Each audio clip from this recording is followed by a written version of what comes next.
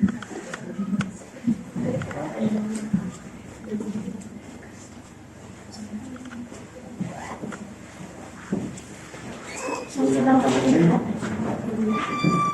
التعلم وتعلم القرآن والبركة والكفار والحق على تمسك بالكتاب الله يسوع برسول الله وعلمنا من قول من قال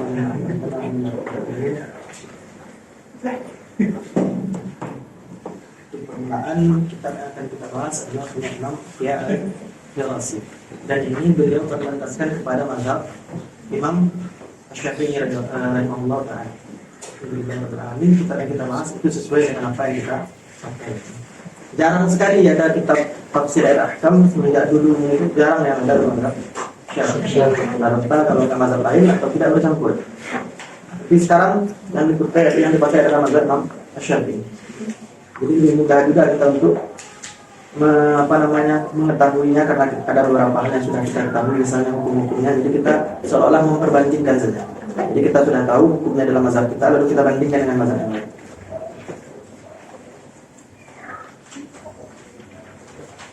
Di sini dimulai langsung dari surat Al-A'raf. Kemarin tingkat 1 pakai ini juga beda.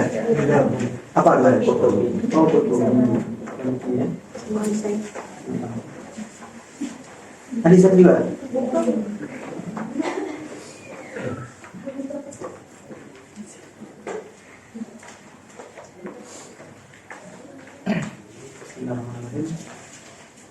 Surat Al-A'raf.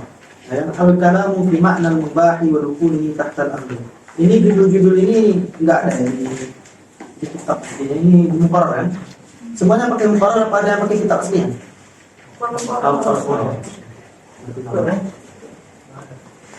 Pembahasan yang pertama adalah pembicaraan pada makna mubah dan masuk mubah itu ke dalam amar. Jadi pembahasan yang pertama ini, apakah mubah itu masuk ke dalam amar atau tidak? Jadi masuk pada pembahasan usul fikih sebenarnya. Qauluhu ta'ala ittabi'u ma unzila ilaikum min rabbikum. Ittabi'u ma unzila ilaikum min rabbikum. Maknahu ma'lumun. Makna daripada ayat ini sudah kita ketahui. Wa min jumlati ma anzalallahu ta'ala al-mubahat. Dan di antara sesuatu yang diturunkan oleh Allah Subhanahu wa taala kepada kita adalah perkara-perkara yang mubah. Sedangkan di ayat dikatakan ittabi'u. Beliau memakai kalimat atau silah amar. Maka amar indah itlaq lebih dulu, ya kan? Amar ketika diitlakkan dia memfaedahkan bagi wajib. Maka termasuklah di antara yang wajib nanti, yang wajib untuk diikuti adalah perkara-perkara yang mubah, perkara-perkara yang mubah. Nah, inilah yang jadi permasalahan dalam ayat yang pertama ini.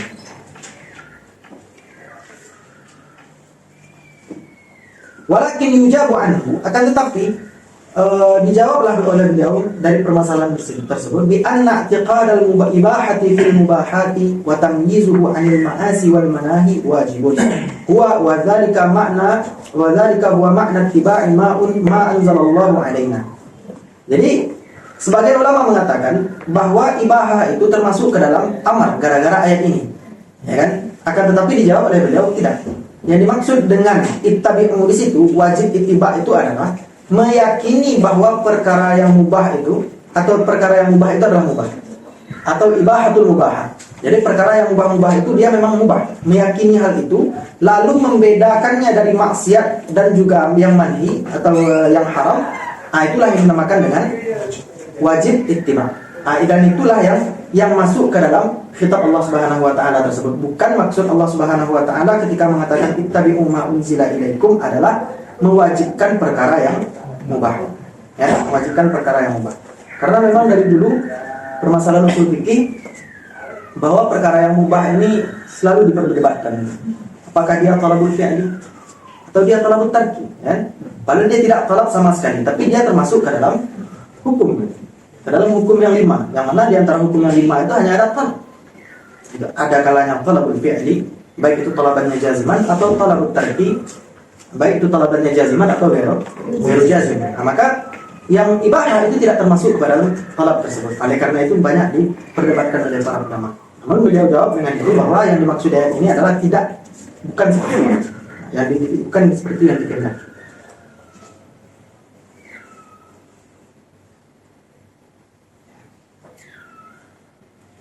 Apa itu bacanya? Wa'lam anna alladhi anzalahu Allahu 'alaina yanqasimu ila ma yata'allaqu bil tilawati wa ila ma yata'allaqu bil ahkami dun tilawati.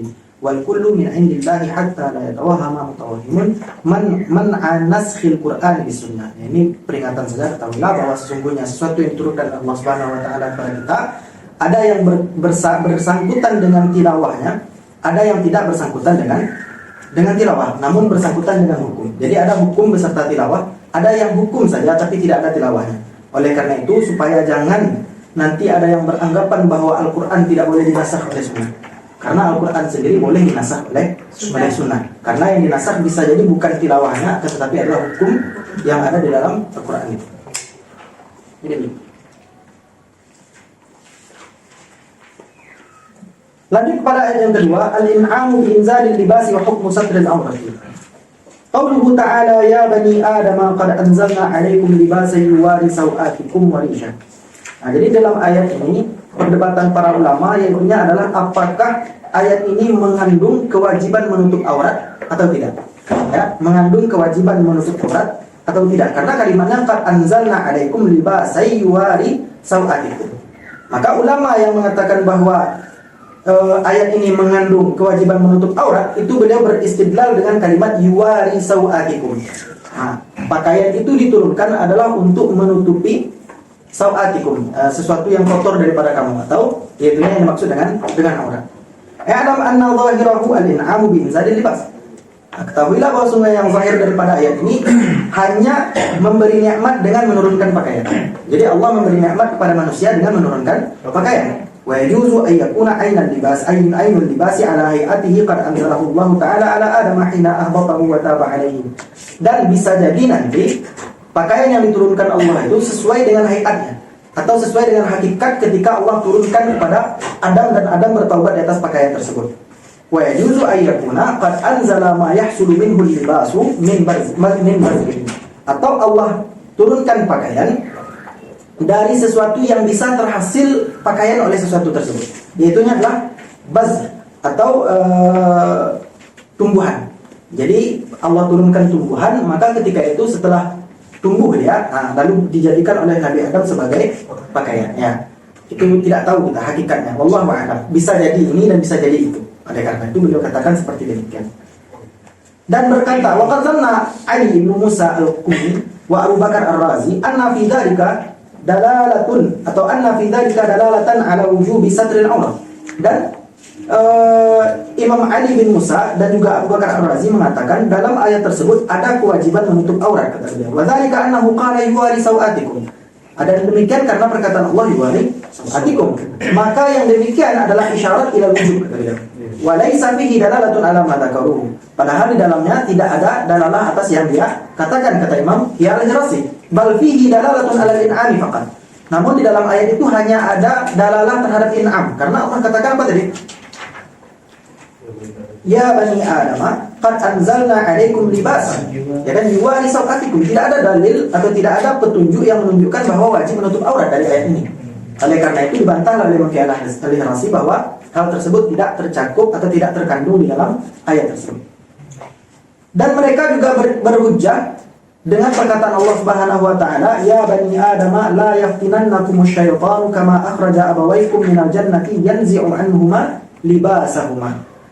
Beliau berdalil dengan ini bahwa pakaian itu diturunkan benar-benar untuk menutup aurat. Jadi dengan ayat ini bahwa aurat itu atau ayat ini mengandung hukum wajib menutup aurat, padahal tidak sama sekali. Sedangkan dalil untuk menutup aurat itu ada di dalil-dalil yang lain dan bukan terkandung di dalam ayat ini. Wa dzalika yadullu aidan 'ala tahdziri min zawalin ni'mah. Namun ayat tersebut juga mengandung tahzir untuk menghilangkan nikmat. Ya kan, menghilangkan nikmat dari Allah Subhanahu wa taala. Artinya kita tidak pakai pakaian tersebut, maka itu ada tahzir. Ya. Ketika Allah katakan akhraja abawaykum minal jannati yanzi'u anhuma libasahuma, maka berarti ketika itu ayat itu mengandung bahwa Allah mentahzir Nabi Adam karena beliau tidak patuh, maka ditanggalkan dari Nabi Adam itu pakaian keduanya. Kama nazala bi Adam alaihi salam. Hadza law sabata anna syar'a Adam yulzimuna. Namun itu kita katakan seperti demikian mengandung tahzir itu kalau seandainya syariat Adam berlaku untuk kita. Pertanyaannya, apakah syariat syar'u man qablana syar'un lana? Sebagian ya. Sebagian iya. Sepakat semuanya, sebagian iya. Apakah syar'u man qablana syar'un lana? Apakah syariat Nabi sebelum kita adalah syariat kepada kita? Enggak. Jadi kaidah kita mengatakan bahwa dalam mazhab Syafi'i, syar'u man qablana laisa syar'an lana. Bahwa syariat nabi-nabi sebelum kita atau kepada orang-orang yang sebelum kita bukanlah syariat kepada kita. Maka kalau seandainya ada yang sama, itu bukan lagi dianggap sebagai syariat nabi yang sebelumnya.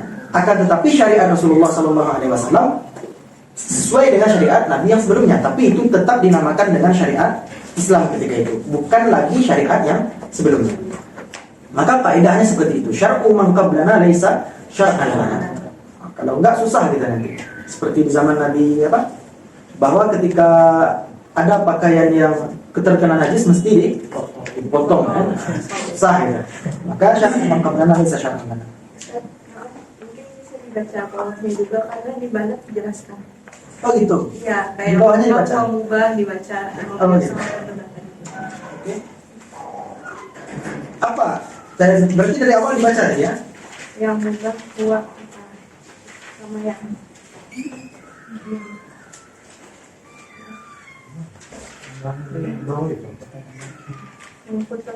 Kalau seandainya yang mubah, tadi kan pembahasan kita mubah, insya Allah semua sudah tahu apa itu mubahnya. Intinya adalah takhir kan? Intinya talabut takhir. Beberapa ulama mengibaratkannya dengan seperti itu, yang menuntut untuk memilih di antara dia ataupun tidak. Atau kalau di sini dikatakan al-idhnul mutadamminu takhyir al-mukhatabi baina fi'li syai' wa tarkihi al-jari majrahu fil ibahati min ghairi takhsisi dhammin wala madhin bi ahadin. Lalu beliau jelaskan juga apa itu dengan amar. Apa amar? Talabul kafi, talaban, talabul fi'li, talaban jaziman. Bukan, itu bukan amar. Ya. Yang amar itu adalah talabul fi'li. Apa amar? Iya, bisa dikatakan seperti demikian. Tapi secara umum amar itu adalah at-talab atau talabul iktida atau talabul itsyan. Itu yang dikatakan dengan amar, menuntut untuk mendatangkan sesuatu itu sendiri. Ya, atau menuntut untuk adanya sesuatu. Oleh karena itu nanti amar itu dia tidak memfaedahkan bagi wujud, dia tidak memfaedahkan bagi tarakhi dan tidak pula memfaedahkan bagi faur, karena yang diingini dari amar itu adalah talabul itsyan. Ya, dia tidak pula menunjukkan kepada satu dan tidak pula menunjukkan kepada lebih daripada satu. Itu dalam mazhab kita yang lebih mu'tamad. Jadi ketika dikatakan if'al, itu bukan satu perbuatan yang dikehendaki, akan tetapi talabul itsyan, datangkan. Dan mendatangkan perbuatan itu la yatahaqqaqu illa biwahid. Tidak bisa kecuali dengan satu. Maka minimalnya adalah satu. Tapi tetap nanti amar itu dia kalau di dalam Imam Bainawi mengatakan dia tidak yata'allaqu biwahidin dan tidak pula lebih daripada satu. Yang penting adalah talabul itsyan. Itu yang dinamakan dengan amar. Begitu juga nahi sebenarnya. Nahi itu talab juga, akan tetapi dia talabul at-tarki atau talabul al-kaf, menuntut untuk meninggalkan.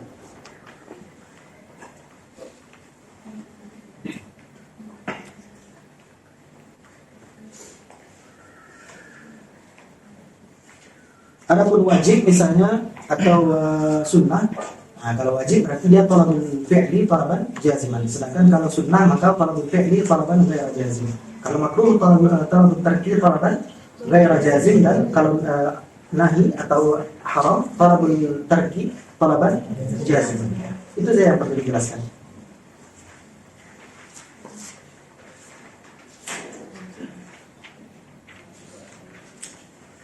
Lanjut. Mana tadi?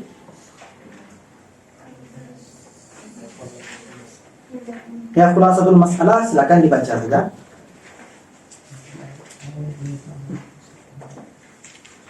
Ya, itu bisa, ini kesimpulan. Sebenarnya kalau di Muqarrar ini sudah enak juga, karena di akhir sudah beliau beri kesimpulan bahwa di dalam misalnya Satrul Aurah sudah ada dua pendapat. Yang pertama mengatakan dalam ayat ada dalalahnya, yang kedua mengatakan tidak ada, gitu kan? Bahwa yang ada dalam ayat hanyalah in'am saja, gitu kan? Jadi insyaallah khair, tidak terlalu sulit. Insya Allah mudah. Lalu selanjutnya al-amru bi akhzi zinati 'inda kulli masjidin wa hikmati dzalika. Perintah dengan mengambil zina di sisi setiap masjid dan hikmah daripada demikian. Qauluhu ta'ala ya bani adam khudhu zinatakum 'inda kulli masjidin wa kulu washrabu wa la tusrifu innahu la yuhibbul musrifin. Nah, perbedaan pendapat ulama di sini adalah mengenai kalimat khudhu zinatakum. Ya kan, apa yang dimaksud dengan khudhu zinatakum? Mengambil perhiasan di masjid apa maksudnya ya? Bingung juga kita jika tidak mentafsirkan hal tersebut. Nah, oleh karena itu dijelaskanlah oleh ulama apa yang dimaksud dengan ayat tersebut. Zahiruhu al-amru bi akhzi zinati 'inda kulli masjidin lil fi'li allazi yata'allaqu bil masjid.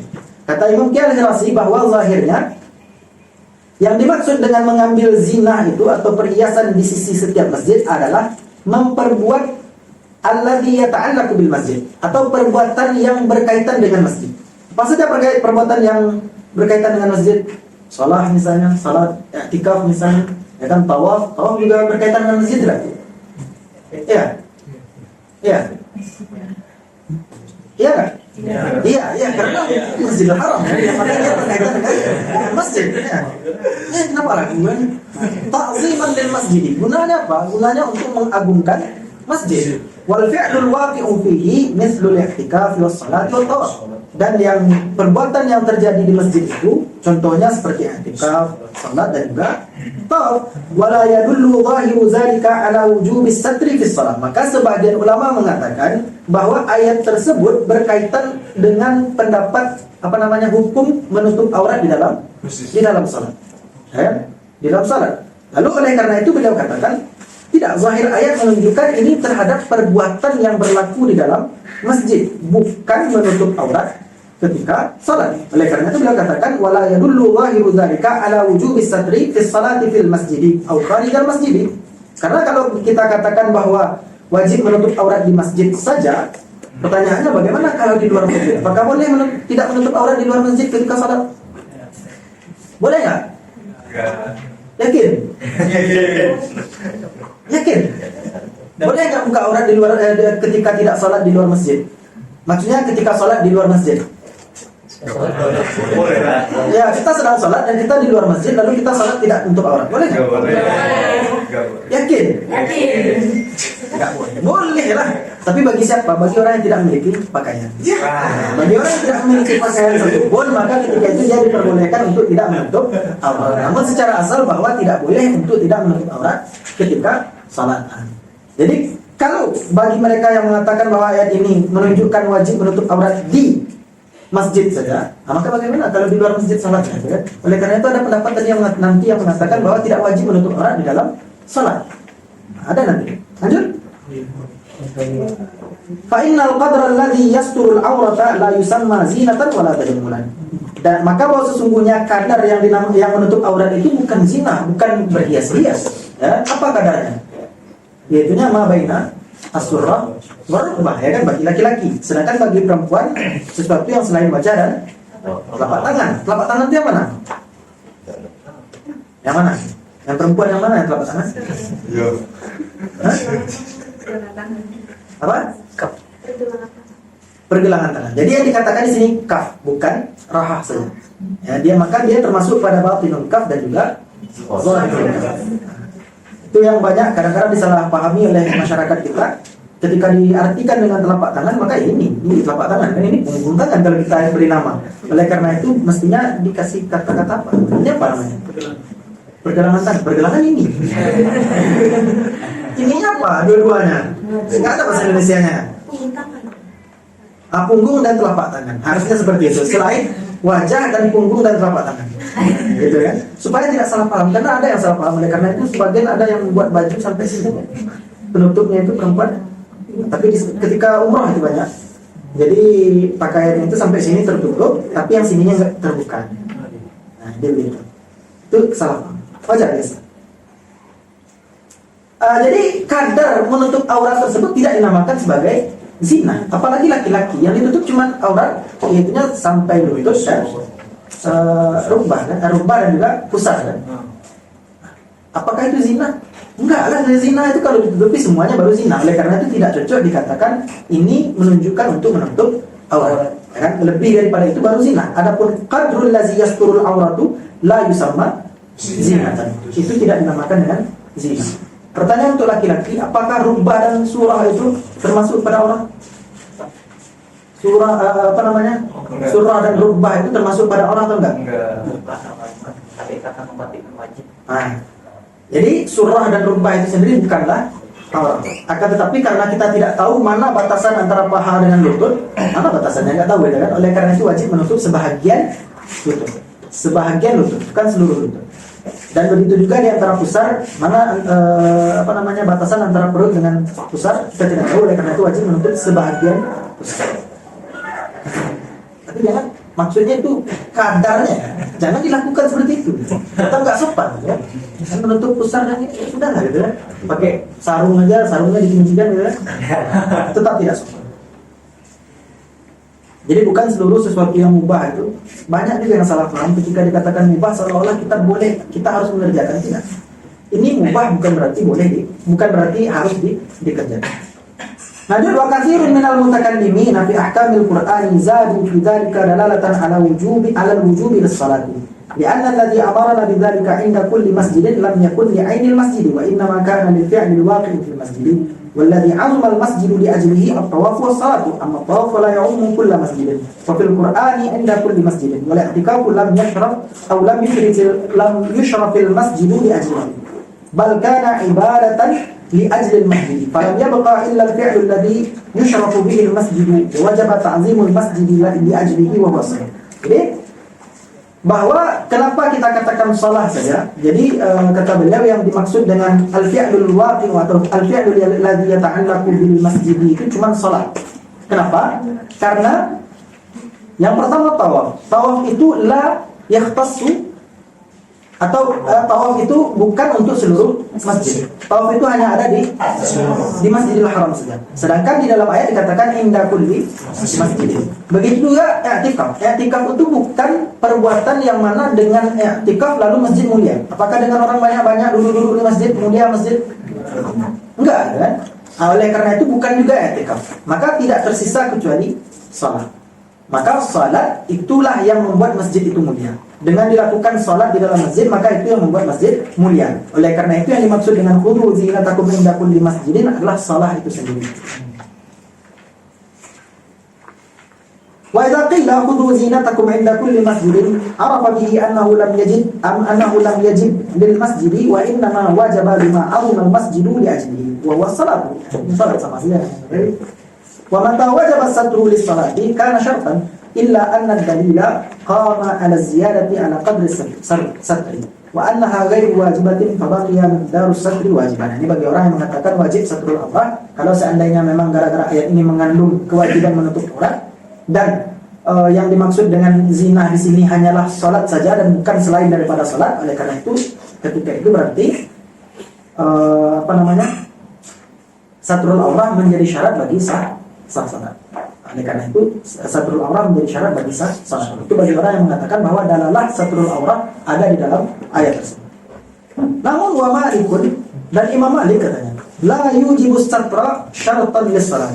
Tidak mewajibkan menutup aurat sebagai syarat bagi salat. Wallahu a'lam, apakah ini pendapat yang rajih di sisi Imam Malik atau tidak? Karena yang kita tahu bahwa orang-orang mazhab Maliki pun selalu menutup aurat, ya kan? Apakah ini mazhab yang rajih di sisi mereka atau tidak? Wallahu a'lam. Nah, yang penting ada riwayat dari Imam Malik yang mengatakan bahwa tidak wajib untuk menutup aurat. Wa yaqulu inna faqdas satri la yubtilus salata. Dan dia berkata bahwa tidak menutup aurat itu tidak membatalkan salat. Wa yaqulu qauluhu ta'ala khudhu zinatakum 'inda kulli masjidin rawa ruwatu annahu nazala fi satri tawafi wan nahyi anhu uryanan. Jadi kata beliau, dan ayat tersebut ketika khudhu zinatakum 'inda kulli masjidin itu turun ketika tawaf. Ya kan? Turun ketika tawaf. Artinya ketika tawaf tutuplah badan kamu itu dan tidak boleh telanjang. Ya kan? Dan tidak boleh telanjang. Jadi ayat ini khusus ketika tawaf saja kata beliau. Wa hadza fihi dan pendapat ini tentu saja ada nazar atau ada kecacatan dalam pendapat itu. Fa'innahu ta'ala qala inda kulli masjidin. Karena Allah katakan inda kulli masjidin. Kalau seandainya ayat tersebut cuma turun ketika tawaf saja, kenapa Allah katakan inda kulli masjidin? Dan sedangkan tawaf tidak di setiap masjid. Tawaf hanya yakhtassu bi masjidil haram saja. Wa tawaf yakhtassu bi masjidin muayyanin. Wa tsani annahu in warada ala sababin khasin la yamtani'u bi ajlihi at-ta'alluqu bi umumil lafz. Jadi ada kaidah bagi kita yaitu al-ibratu al-ibratu bi umumil lafzi la bi khususi as-sabab. Walaupun nanti turunnya ketika tawaf, namun hal tersebut tidak menghalangi ayat ini untuk menjadi dalil terhadap masjid-masjid yang lain. Karena ibrah itu adalah dengan keumuman lafaz, bukan dengan terkhusus sabab. Walaupun nanti sababnya khas, akan tetapi ketika lafaznya am, maka yang dikehendaki adalah lafaz.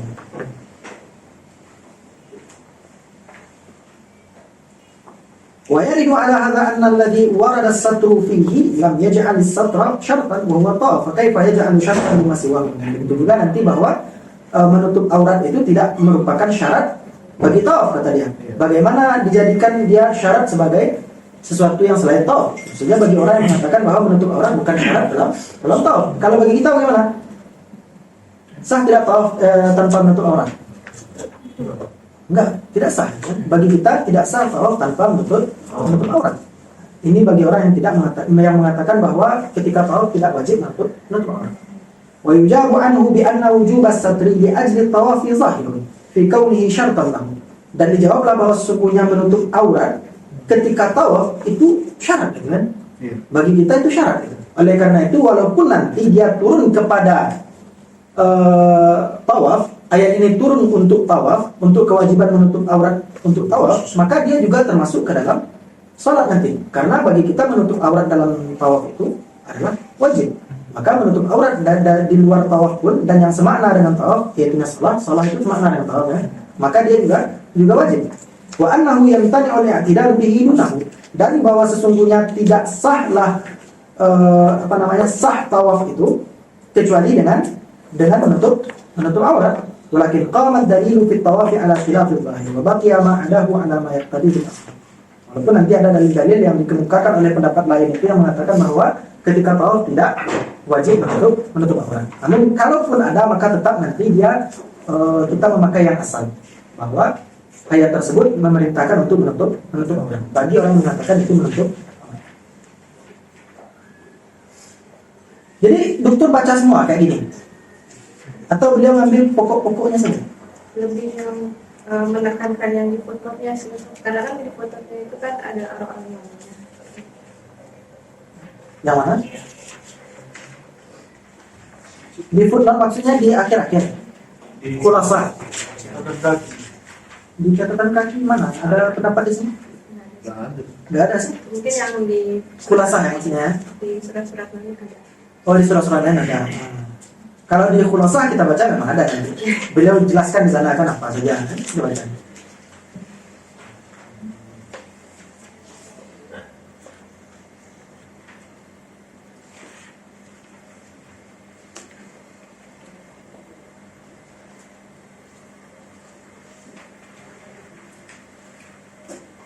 Lalu hujjah Imam Malik.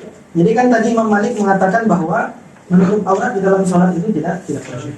Walladhi ihtajja bihi Malik anna satra al-awrati lam yajib lis-salati faqad rawa Ba'z bin Hakim an abihi an jaddihi qala qultu ya Rasulullah awratuna ma na'ti minha wa ma nadar qala ihfaz awrataka illa min zawjatika aw ma malakat yaminuka qultu ara'aita in kana qaumun ba'duhum fawqa ba'din qala in istata'ta an la yaraha ahadun fala yarayannaha qultu ara'aita in kana khaliyan qala fallahu ahaqqu an yustahya minhu.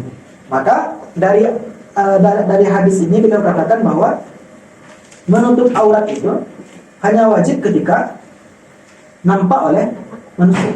Adapun kalau seandainya tidak nampak, contohnya ketika dengan zaujah ataupun dengan budaknya, maka itu tidak wajib untuk menutup aurat sama sekali. Nah, fa idza lam yakun satru min furudis shalah lam yakun wujubuha muta'alliqan bis shalah. Oleh karena itu kewajiban menutup aurat itu la yata'allaqu bis shalah, kata beliau. Kewajiban atau perintah untuk menutup aurat itu tidak ada kaitannya dengan salat. Ihfaz aurataka illa min zawjatika. Nggak ada di sini dikatakan untuk salat kan?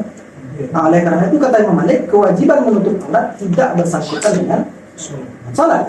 Maka bagaimana kita mengatakan bahwa menutup aurat menjadi syarat bagi salat itu sendiri? Fa iza lam yata'allaq biha lazima minhu jawazus salati dunah. Maka kalau seandainya tidak berkaitan dengan salat, maka boleh saja salat tanpa menutup aurat. Wa hadza yan'akisu fi at-taharati allati lam yakun wujubuha illa lis-salat. Ini berbeda dengan taharah, karena taharah ketika diturunkan memang berkaitan dengan salat langsung. Kan? Ketika diturunkan dalil atau perintah untuk taharah itu memang untuk salat itu. Berbeda dengan aurat ini. Menutup aurat dia tidak berkaitan dengan salat. Fa ala hadza an-nahyu 'anis salati duna satri kan nahyi 'anis salati fil buq'atil maqsumah. Jadi kata beliau ketika ada perintah bahwa jangan salat tanpa menutup aurat, itu sama dengan perintah jangan salat di tanah yang dicuri. Apa hukum salat di tanah yang dicuri? Apa hukumnya? Hukumnya haram, ya kan? Namun ma'asihah, ya kan, hukumnya haram tapi sah. Begitu juga kata beliau sama dengan menutup aurat. Orang yang tidak menutup aurat hukumnya bagaimana? Haram akan tetapi ma'asihah. Dia sah salatnya akan tetapi haram, sebagaimana ya di tanah yang dicuri itu kata beliau, karena dalilnya tidak berkaitan dengan salat. Al-jawabu anna as-satra fi ghairi salati innama yajibu 'inda dhuhurin nas, 'inda dhuhurihinna lin-nas. Falau istakhla bi nafsihi fayajuzu an yakshifa fakhidahu wa in kana fi sawatayn khilaf. Wa idza arada as-salata wajaba satru jami'i dhalika fadhalika yadullu ala anna as-satra wajaba lis-salati. Wa rawa Abu Hurairah radhiyallahu anhu anna Rasulullah sallallahu alaihi wasallam qala la yusalliyanna ahadukum fi thawbin wahidin laisa ala fakhidhihi minhu syai'. Jadi jawabannya adalah bahwa memang menutup aurat itu wajib ketika kita muncul ke hadapan manusia. Kalau seandainya kita tidak muncul kepada ajnabi, maka tidak wajib untuk menutup aurat, maksudnya yaitunya paha misalnya bagi laki-laki dan perempuan seperti itu juga. Namun fisau ini ada khilaf. Dan fisau ini itu ada khilaf. Walaupun kita dalam keadaan sendiri, maka di situ ada khilaf nanti. Dalam mazhab kita sendiri itu makruh untuk melihatnya. Makruh untuk melakukan hal tersebut. Kecuali di hadapan istri ataupun budak. Lalu adapun dalil kewajiban menutup aurat dalam salat yang mana? Yaitunya adalah hadis yang diriwayatkan oleh Abu Hurairah. Janganlah salat salah seorang daripada kamu dengan satu pakaian saja yang tidak ada di atas pahanya itu sesuatu. Artinya ketika tersingkap pahanya itu tidak sah salat. Maka dalil bahwa aurat itu menjadi syarat bagi salat adalah hadis yang ini. Maka dalam istidlal itu tidak bisa dicukupkan dengan satu ayat saja. Tidak pula bisa dicukupkan dengan satu ayat dan satu hadis saja. Mesti dengan banyak dalil sehingga terciptalah satu hukum yang memang berasal dari kumpulan-kumpulan hadis-hadis Rasulullah sallallahu alaihi wasallam. Wa an Aisyah radhiyallahu anha rawat annahu alaihi salatu wasallam qala la tuqbalu salatu imra'atin illa bi khimarin. Dan Rasulullah sallallahu alaihi wasallam diriwayatkan oleh Sayyidah Aisyah tidak diterima salat seseorang atau perempuan kecuali dengan khimar. Khimar itu yang menutup seluruh tubuhnya. Ini juga menjadi dalil bahwa menutup aurat ketika salat itu wajib. Fanafa qabulaha liman balagatil haidha. Maka oleh karena itu di dalam hadis ini dinafikanlah salat itu diterima bagi orang yang sudah mencapai haid atau yang sudah balik. Fasallatha maksyufatan. Lalu dia salat tanpa menutup kepalanya. Kama nafa qabulaha ma'adami taharati biqaulihi la yaqbalu Allahu salata bighairi tahurin. Maka hadisnya sama dengan hadis yang ini. Intinya tidak diterima. Maka ketika tidak diterima berarti wajib menutup aurat. Wa qad ruwiya an Malik annahu qala fi man shalla fi thawbin najisin aw 'ariyan innahu yu'idu ma dama al-waqtu. Jadi diriwayatkan pendapat lain dari Imam Malik bahwa seseorang ketika dia salat dalam keadaan tidak berpakaian, ya kan? Atau pakaian tersebut bernajis, maka ketika itu dia wajib mengulang salatnya selama masih ada waktu. Maka ini ada riwayat lain dari Imam Malik yang mengisyaratkan bahwa menutup aurat tetap wajib. Lalu mana yang rajih di dalam pendapat Malik pada hari ini? Wallahu a'lam. Kita mesti membaca kitab Imam Malik. Kita baca kitab fikih. Wa yadullu ala butlani qawlihi annahu la yata'allaqu bis shalah. Dan pendapat ini menunjukkan bahwa batal pendapat beliau yang tadi, yaitunya bahwa menutup aurat tidak ada hubungannya dengan salat. Fahadha tamamu hadzal kalam.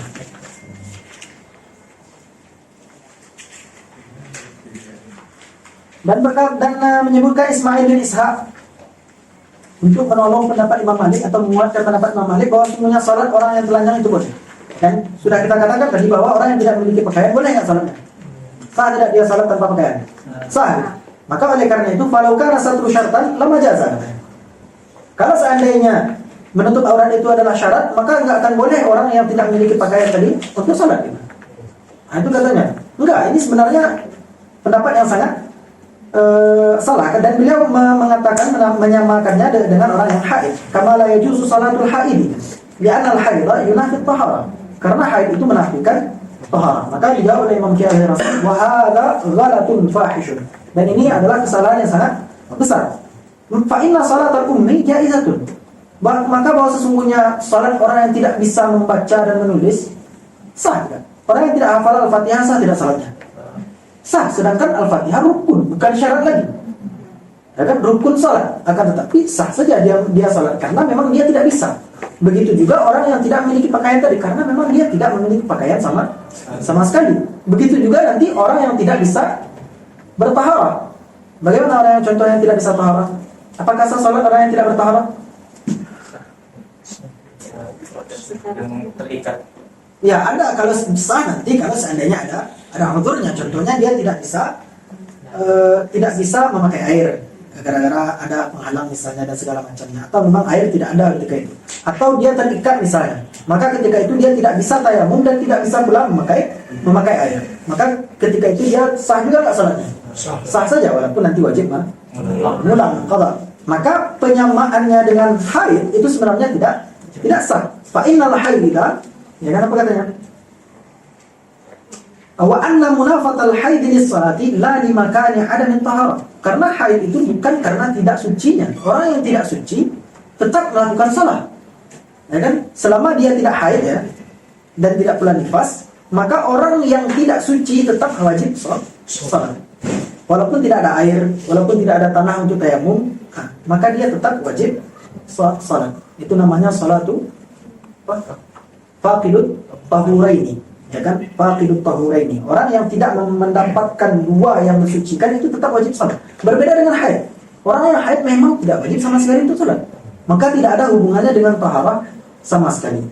Maka beliau Imam Ismail bin Ishaq ini mengkaitkan taharah itu, atau ya mengkaitkan satrul aurah dengan haid, itu tidak bisa diterima. Dan itu adalah ghalatun fahish. Dia tidak sama-sama sekali.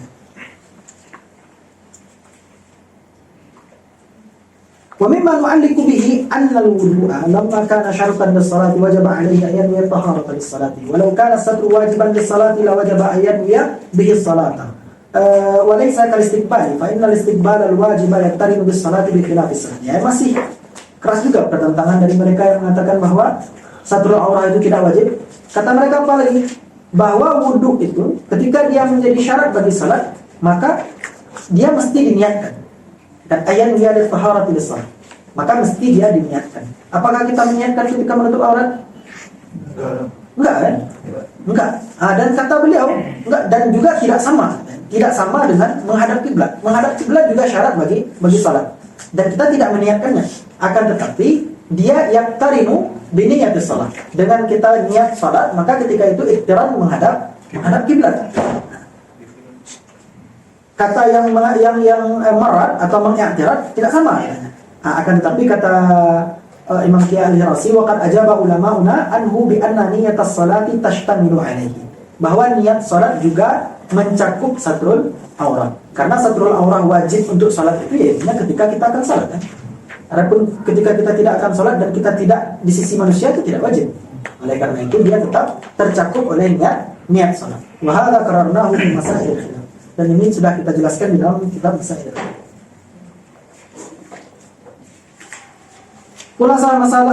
Masail yang ada di dalam ini, yang pertama adalah dalatul ayati ala hukmi sadril aurati amran. Ada dua. Dalalah ayat itu atas hukum menutup aurat ada dua perkara. Yang pertama, anna zahiral ayatil karimati la yadullu ala wujubi sadril aurat. Bahwa zahir ayat itu tidak menunjukkan kewajiban menutup aurat sama sekali. Ya, karena kadar yang wajib ditutup sebagaimana yang kita katakan tadi bahwa itu tidak dinamakan dengan zina. Yang kedua, annal ayatal karimata dalilun ala wujudi satril aurat fi shalah. Di annal amra huna lam yakun li ainil masjidi bal lil fi'lil waqi'. Yang kedua pendapat mengatakan bahwa ada di dalamnya tercakup perintah untuk menutup aurat untuk salat. Karena apa? Karena yang dikatakan zina itu bukanlah zina dalam artian yang di luar masjid, akan tetapi adalah perbuatan yang terjadi di dalam masjid. Oleh karena itu dia mencakup dalil untuk wajib menutup aurat. Lalu masalah yang kedua, hal satrul aurat syartun fi sihhatus salat? Apakah menutup aurat itu syarat dalam sah salat? Wal jawabu anhu anna satrul aurati wajib. Bahwa menutup aurat dalam salat itu wajib. Wal wajibu syartun lis salat. Dan yang wajib itu adalah syarat bagi salat. Wa hiya al-qadrul ma'lum, dan ia adalah yang sudah kita ketahui min ar-rukbati lis-surrati indar rijal. Wa amma ma zada ala qadri satri fa ghairu wajib. Adapun yang lebih daripada itu tidak wajib. Wa qad arada al-imamu qaula Malik anna satra laysa syartan lis-salati wa i'tarada alayhi al-ma'in.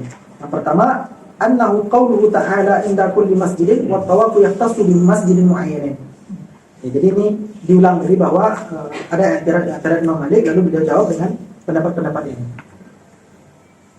Yang pertama bahwa perkataan Allah Subhanahu wa taala inda kulli masjidin yang mengatakan bahwa satrul aurat tadi hanya pada tawaf saja, sedangkan tawaf itu adalah yahtassu bi masjidin muayyan. Dan di dalam ayat dikatakan inda kulli masjidin. Yang kedua, annahu wa in warada ala sawbin khas wa huwa tawaf, lakin al-ibratu bi umumil lafzi la bi khusus. Bagaimana kita ketahui.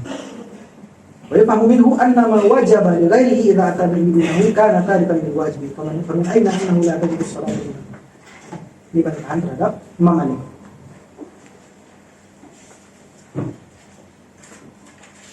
Ya, ini bisa dipahami kan?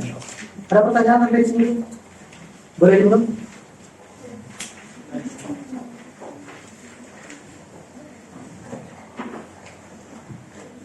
Ada yang mau ditanyakan?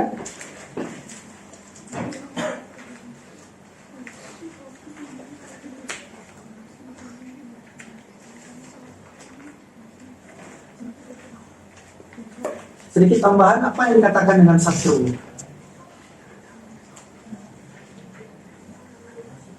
Apa yang dimaksud dengan satru dalam mazhab kita?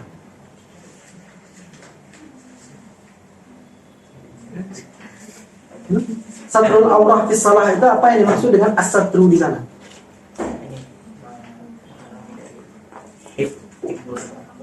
Ya. Jadi berbeda dengan satru yang ada di dalam permasalahan khuf nanti. Satru yang di dalam permasalahan khuf juga satru kan? Akan tetapi itu maksudnya adalah satru daripada air. Nah, jadi walaupun warnanya bening, sepatu yang kita pakai itu sepatu kaca misalnya, kan itu sepatu botnya dari kaca atau warnanya bening, tidak menghalangi warna kulit, maka itu sah untuk dijadikan sebagai khuf. Ya kan? Karena dia sudah menutup. Akan tetapi di dalam salat yang dimaksud dengan satru di sini adalah ma yasturu launal basyarah, sesuatu yang menutupi warna kulit. Maka kalau seandainya dia sudah menutupi warna kulit, itu sudah sah untuk dinamakan sebagai satru dan sah untuk salat dengan pakaian tersebut. Walaupun mungkin ketika terkena cahaya nanti ada bayangan-bayangan yang nampak, maka itu tetap sah karena tidak lagi menampakkan warna kulit. Atau berpakaian dengan pakaian yang ketat, itu sah juga salat dengan pakaian tersebut. Akan tetapi sah ya, hanya sebatas sah. Kalau seandainya dibawa kepada luar nanti beda lagi. Jadi ada auratul nazar dan ada pula auratul salat. Itu berbeda nanti dalam nazar. Apa auratul nazar bagi perempuan? Nah, dalam mazhab Syafi'i apa auratul nazar bagi perempuan? Yang wajib ditutup bagi perempuan?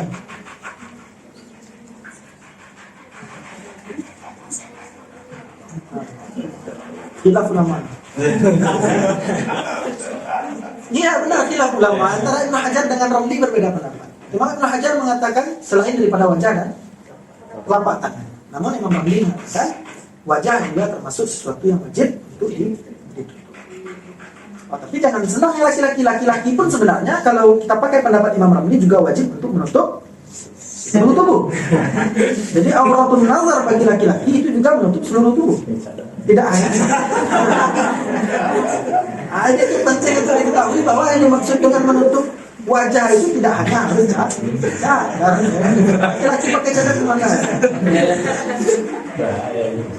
Tapi ada taklifnya. Jadi laki-laki, kapan laki-laki wajib menutup seluruh tubuhnya? Yaitu ketika dia di sisi wanita yang tidak bisa membatasi pandangannya. Contohnya dia tinggal di daerah-daerah yang sana banyak wanita malamnya misalnya. Maka ketika itu ya tidak aman dari digoda. Ya karena itu dia wajib menutup seluruh tubuhnya. Itu wajib. Tapi, Kalau ganteng. iya. Apalagi itu gitu. Maka bagi orang itu wajibnya muakkad ya.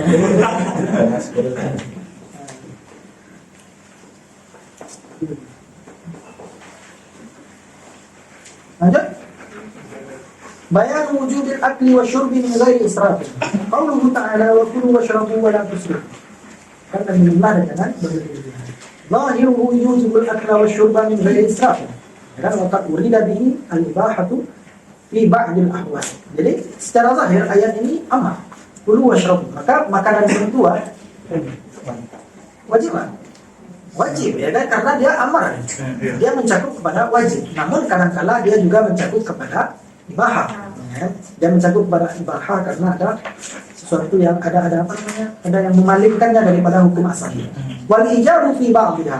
Fa ammal ijabu fa mithlu ayyala afa an ada'il wajibat. Kapan makan itu menjadi wajib? Yaitu ketika lemah dia dari mengerjakan perkara yang wajib. Kalau tidak makan, tidak bisa dia sholat misalnya. Maka ketika itu makan adalah wajib. Makan ketika tidak ada yang dimakan dalam keadaan seperti demikian, wajib dia untuk memakan apapun yang ada. Ya, ketika dia muptar misalnya, yang populer misalnya makan. Tapi sekedar bisa menegakkan tulang punggungnya. Lebih daripada itu enak ternyata ya. Dihabisin satu ular ada, nggak boleh. Sekedar itu saja. Fa'amal ijabu ya. Fawajibun alaihi ayyakula ma yazulu ma'ahu ad-darar. Wa zahiru hadha yaqtadi al-akla wa syurba fil ma'kulati wal mashrubati illa ay yahdharahu atau illa ay yuhadhdhirahu dalilun. Dan ini mencakup seluruh makanan kecuali ada yang diharamkan atau dalil yang mengharamkan makanan tersebut. Ba'da an la yakuna musrifan, tentu saja ini sesudah dia tidak melakukan perkara yang mubadzir bima ya'tihi min zalika fa innahu atlaqa al-akla wa syurba ala syarti alla yakuna musrifan fihi. Maka di sini disyaratkan bahwa makan dan minum itu mesti dilakukan dengan syarat tidak berlebihan. Maka kalau seandainya berlebihan maka itu haram. Wal israfu huwa mujawazatul had, dan yang dinamakan israf adalah melebihi batas. Fataratan yatajawazu haddal halal ila al-haram. Maka israf itu tidak hanya dalam satu makanan lebih lalu kita kenyang dan sesudah kenyang kita tetap makan, tidak mencakup hanya itu saja. Tapi mujawazatul had. Kadang-kadang dia melebihi had halal kepada sesuatu yang haram. Ya kan, sampai dia memakan segala sesuatu, bahkan yang haram pun dimakan. Itu juga israf. Ya kan? Memakan segala sesuatu. Wa taratan fil infaqi wat tamhid. Dan kadang-kala dia termasuk juga israf itu dalam masalah infak dan juga tamhid. Apa itu tamhid?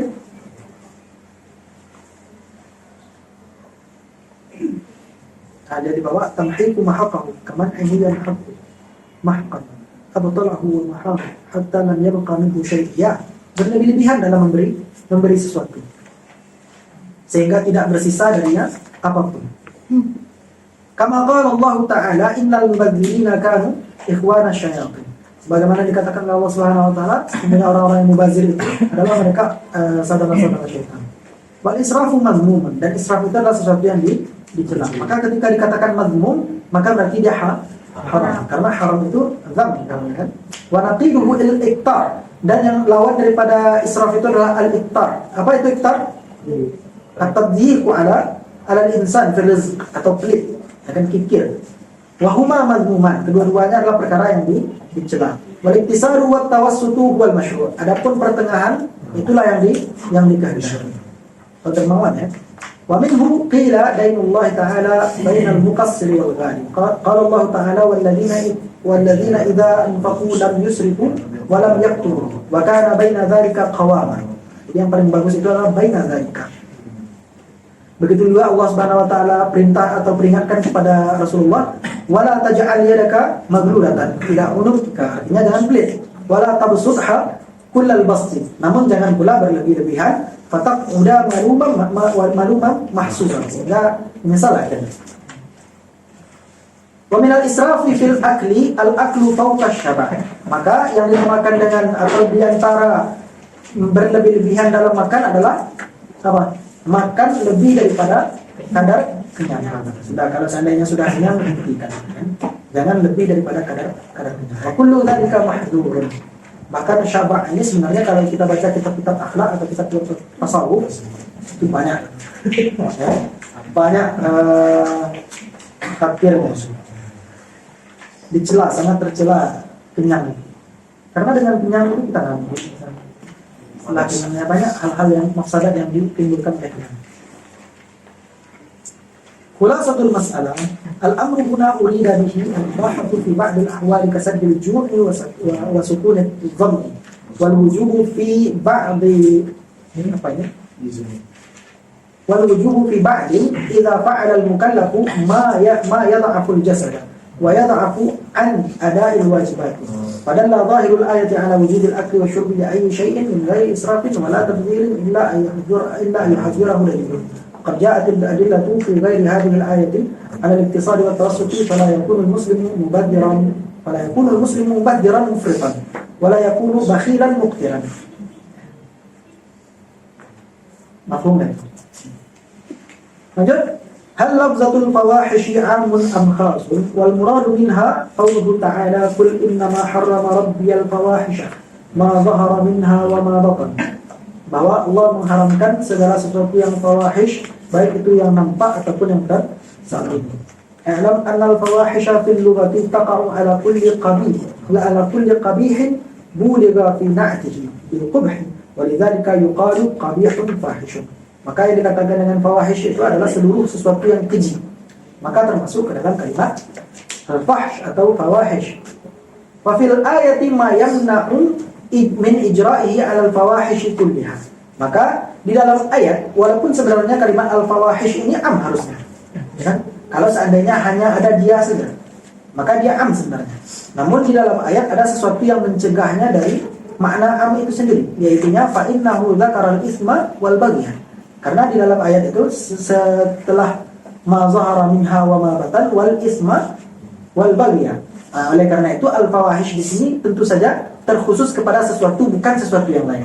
Karena ataf yufidu al-mughayarah. Ataf itu memfaedahkan sesuatu yang berlainan, bukan sesuatu yang sama. Maka berarti yang dimaksud dengan fawahish tadi bukan mencakup seluruh yang keji. Karena di dalam ayat selanjutnya dikatakan ada isim dan juga baghi, yang mana kedua-duanya juga berarti perkara yang keji. Padahal annal murada bil fawahish adalah ba'duha. Maka yang dimaksud dengan fawahish itu adalah sebahagian daripada fawahish. Wa idza kana kadzalika fadh-dhahiru min al-fawahish az-zina. Maka dan kalau seandainya memang yang dimaksud itu adalah sebahagian saja, maka yang zahir daripada fawahish itu adalah zina. Liyasihha ayyu'tafa alaihi ism. Supaya apa? Supaya boleh kita atafkan kalimat isim kepada fawahish tersebut. Wal ismu la yumkin hamluhu hahuna ala kulli ma'siyatin saghiratin wa kabiratin. Begitu juga isim, itu tidak mungkin pula kita katakan bahwa dia mencakup seluruh maksiat, baik itu yang kecil ataupun yang besar. Fa inna dzalika yamna'ul atfa. Karena kalau demikian, apa gunanya diatafkan kepada fawahish? Karena maknanya sama saja nanti tadi. Balil muradu bihi syurbul khamri. Tapi yang dimaksud dengan isim di sini adalah syurbul khamri. Di qaulihi ta'ala qul fihi ma ismun kabir. Karena ada ayat lain yang mengatakan bahwa syurbul khamri itu adalah ismun. Oleh karena itu yang dimaksud ismun di sini adalah juga syurbul khamri. Wa ammal baghi bi ghairil haqqi fa huwa tatawulu 'alan nas. Adapun yang dimakan dengan baghi itu adalah at-tatawul 'alan nas, atau ya jahat kepada manusia. Itu yang dinamakan dengan al-baghi. Waqad qila, dan pendapat lain mengatakan bahwa ketika dikatakan fawahish yang dimaksud adalah al-kaba'ir, sedangkan isim adalah as-saghair gitu. Summa utifa 'ala al-amrayni ma yaqulu fihi ma wa huwa al-baghi bi ghairi haqq. Dan ada pula sesuatu yang dia bukan saghair, bukan, atau dia mushtarak di antara saghair dengan kaba'ir, dan itu yang dinamakan dengan baghi gitu. Wal ma'na bihi ay yatajawaza fi talab al-amri al-hadd alladhi yahsunu fa yusafu 'indahu annahu baghi. Karena sebab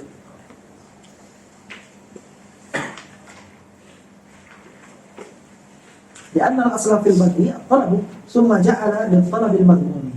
Maka sebenarnya asal daripada kalimat baghiyun itu adalah talab. Oleh karena itu yang maksud dengan baghiyun itu talabul mazmum, atau sesuatu yang perintah yang dicela. Padahal fil ayati kullu anwa'i dzulmi wal baghi 'ala an-nas wal inqiyad bi ghairi haqqin. Maka tercakuplah ke dalam kalimat baghi itu seluruh jenis zalim kepada manusia, dan juga tunduk kepada dengan selain hak. Summa harrama ittiba'a ma la dalila alaihi, dan juga diharamkanlah di dalam ayat tersebut mengikuti sesuatu yang tidak ada dalil atas sesuatu tersebut. Wal qawlu bima la na'lamu sihhatahu, dan juga berkata dengan sesuatu yang tidak pasti kebenarannya. Padahal fi dzalika qubhu tamassuki bil madahib, maka termasuklah ke dalamnya nanti tercela berpegang dengan mazhab. Wa qubhu ittiba'i ma la yajibu ittiba'uhu, dan tercela mengikuti sesuatu yang tidak wajib untuk diikuti. Fa jama'atil ayatu al-muharramati kama jama'a ma qablaha al-muhallalati fi qawlihi kul man harrama zinatallahi allati akhraja li'ibadihi wa thayyibati min rizqi. Oleh karena itu ayat ini mencakup seluruh yang muharramat, baik itu kabair, sagair, atau yang tercakup dalam kedua-duanya, bahkan termasuk ke dalamnya nanti mengatakan sesuatu yang tidak benar, tamasuk dengan mazhab dengan tanpa tahu dalil daripada mazhab tersebut, kata beliau. Maka itu semuanya termasuk ke dalam muharramat yang tercakup di dalam ayat ini. Sebagaimana yang disebutkan oleh ayat sebelumnya, bahwa ayat sebelumnya berkata bagaimana? Kul man harrama zinatallah. Maka itu mencakup kemubahan seluruh yang mubah. Kemubahan seluruh yang mubah. Ma'ama fihi min tahrimil israfi fihi. Beserta di dalamnya juga termasuk ada keharaman untuk berlebih-lebihan. Walamma harrama al-muharramati nabbaha 'ala ittiba'il hujaji wal adillati likay yakuna al-mukallafu mutaharrizan fi amri dinihi wa dunyah. Jadi benar tidak tercela berpegang kepada mazhab itu? Tercela berpegang kepada satu mazhab misalnya, tercela tidak? Kenapa diam? Tidak yakin ya? Tercela? Tidak tercela. Berpegang kepada satu mazhab itu tidak tercela. Namun mempelajari seluruh mazhab boleh tidak? Boleh. Bagus malah. Cuman mesti perlu diketahui bahwa untuk mempelajari seluruh mazhab mesti ada dasar. Sebagaimana orang yang ingin mempelajari bahasa, ketika dia ingin mempelajari 4 bahasa misalnya, mesti dia memiliki bahasa induk atau bahasa pokoknya, baru dia bisa mempelajari bahasa yang lain, karena ada perbandingannya. Begitu juga untuk mazhab. Boleh kita mempelajari 4 mazhab, boleh saja. Yang penting ada dasarnya. Biasanya satu mazhab dulu. Lalu setelah itu baru kita kembangkan kepada mazhab-mazhab yang lain. Kalau ya, kalau ada di antara kalian itu, amin.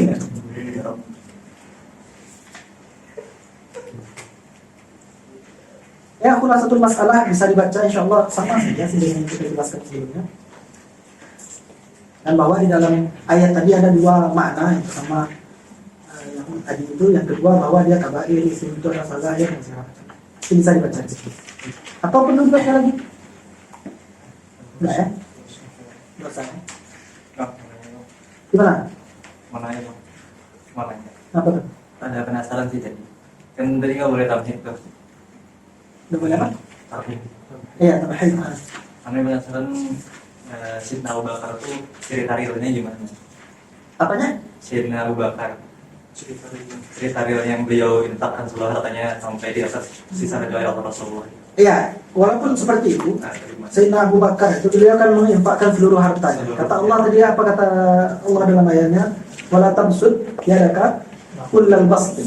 Nah, jangan terlalu berlebih-lebihan dalam memberikan harta. Maka apakah Sayyidina Abu Bakar ketika setelah memberikan hartanya itu beliau kekurangan? Kurang enggak beliau? Enggak. Beliau tetap tercukupi. Ya, walaupun beliau menginfakkan seluruh hartanya, namun beliau masih ada untuk sesuatu yang mencukupi beliau. Oleh karena itu tidak termasuk ke dalam larangan yang dilarang oleh Allah Subhanahu wa taala. Maksud wala tabsud yadaka kullal basti itu, maka kita malu mahsura, memang setelah itu misal ya, enggak ada apa-apa lagi setelah kita berikan kepada orang semuanya. Kita enggak ada apa-apa lagi dan tidak bisa untuk memenuhi kebutuhan kita sendiri. Nah, itu yang tidak diperbolehkan.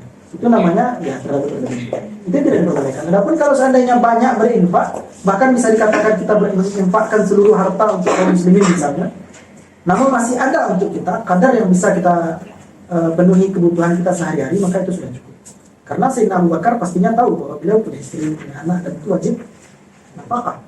Maka pasti beliau tinggalkan sebahagiannya. Ya, walaupun hampir seluruh harta beliau itu beliau berikan untuk jalan Allah. Begitu juga Rasulullah SAW. Apakah Rasulullah miskin? Apakah Rasulullah miskin? Hah? Ya. Kenapa tidak? Tidak. Kenapa tidak? Apa mahar beliau untuk Sayyidah Aisyah? Ada penggeran tahu itu berapa? Nah, jadi beliau tidak miskin. Bahkan dari ghanimah beliau dapat banyak. Namun beliau tidak miskin, akan tetapi beliau memilih untuk hidup sederhana, untuk cukup saja. Maka seluruh hartanya beliau infakkan kepada kaum muslimin, namun tidak berarti beliau tidak memiliki apa-apa lagi. Mungkin pada awalnya beliau seperti itu, oleh karena itu Allah tegur kan, wala tabsut ya lakul al-bastin. Ini kan ayat itu diturunkan kepada Rasulullah, karena Rasulullah ketika mendapatkan harta itu beliau langsung sedekahkan hampir semuanya beliau sedekahkan, sehingga tidak ada lagi yang bersisa. Maka Allah tegur bahwa jangan disedekahkan semuanya, tinggalkan sedikit. Jadi dengan dikatakan Rasulullah itu miskin itu sesuatu yang terpuji atau tercela? Tergantung. Miskin itu tidak boleh. Jangan jadi miskin. Karena nanti Kita hidup. demi zuhud. Jadi zuhud itu bukan berarti kita miskin. Jadi jangan sampai miskin. Karena kebanyakan kejahatan itu malah timbulnya dari siapa orang yang nyuri? Ya nggak ada uang kan? Kecuali koruptor ya, itu beda. Itu udah tinggi levelnya. Orang yang mencuri siapa? Orang yang tidak ada uangnya. Orang yang membunuh misalnya, siapa juga itu? Karena orang yang tidak berkecukupan. Rata-rata orang yang melakukan hal-hal seperti demikian adalah dikarenakan harta atau tidak memiliki sesuatu, karena kemiskinan. Maka salah satu penghuni neraka yang paling banyak itu adalah orang miskin. Minta kaya, tapi jangan minta kaya, tapi jangan kayanya itu memang kita cari dunia aja enggak. Minta kaya, akan tetapi orang kaya yang dermawan, dengan kekayaan bisa membantu kaum muslimin. Itu kan yang penting. Lanjut.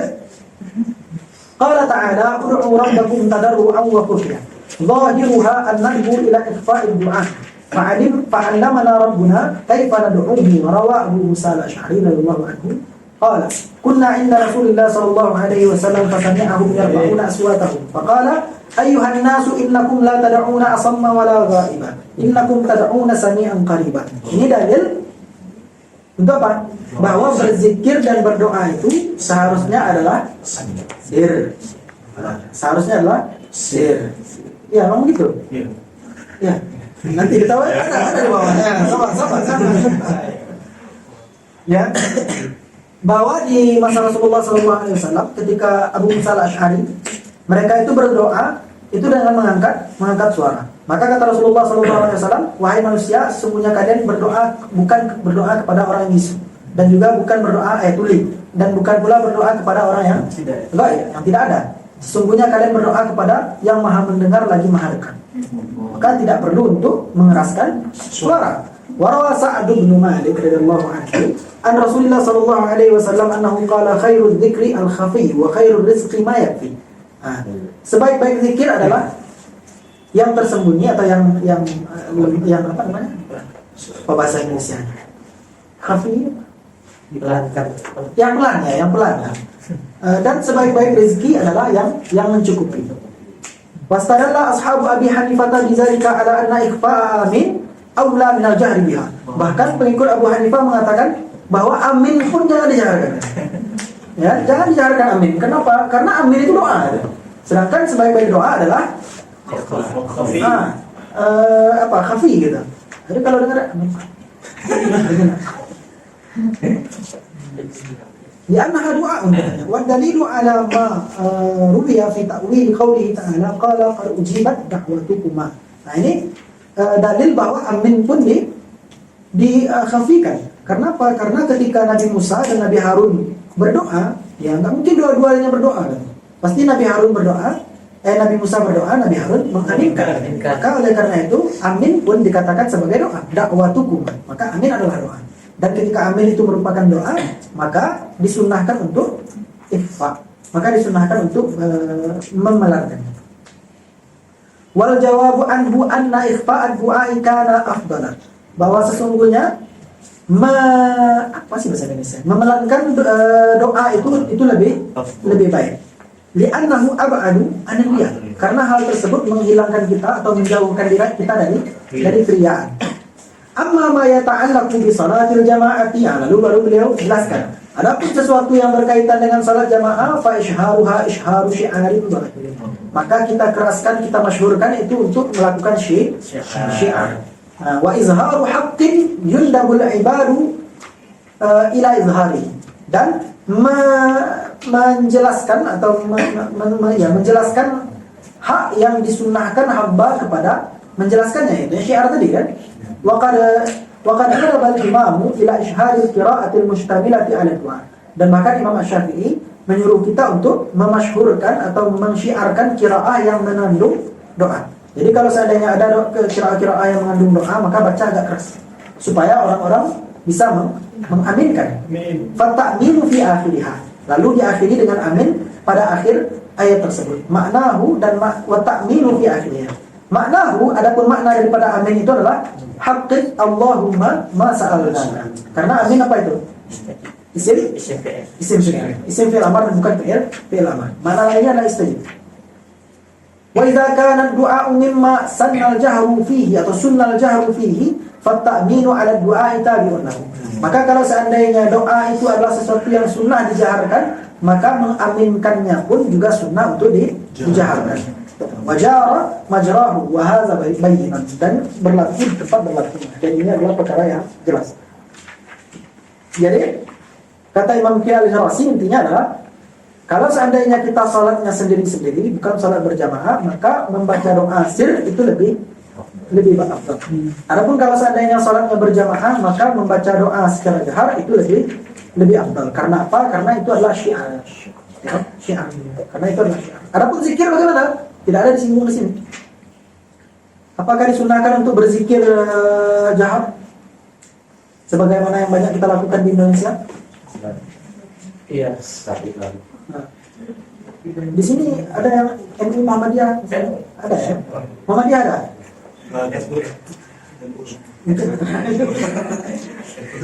Enggak, jadi Imam Syafi'i pun sendiri berpendapat bahwa zikir sir itu jauh lebih baik. Zikir sir itu jauh lebih baik. Maka oleh karena itu, ya sir kan gitu. Tapi bagi siapa? Bagi kita yang sudah mengetahui. Adapun bagi kita di kampung, maka Imam Syafi'i mensyaratkan boleh nanti zikir jahar itu salah satu alasannya apa? Untuk ta'lim.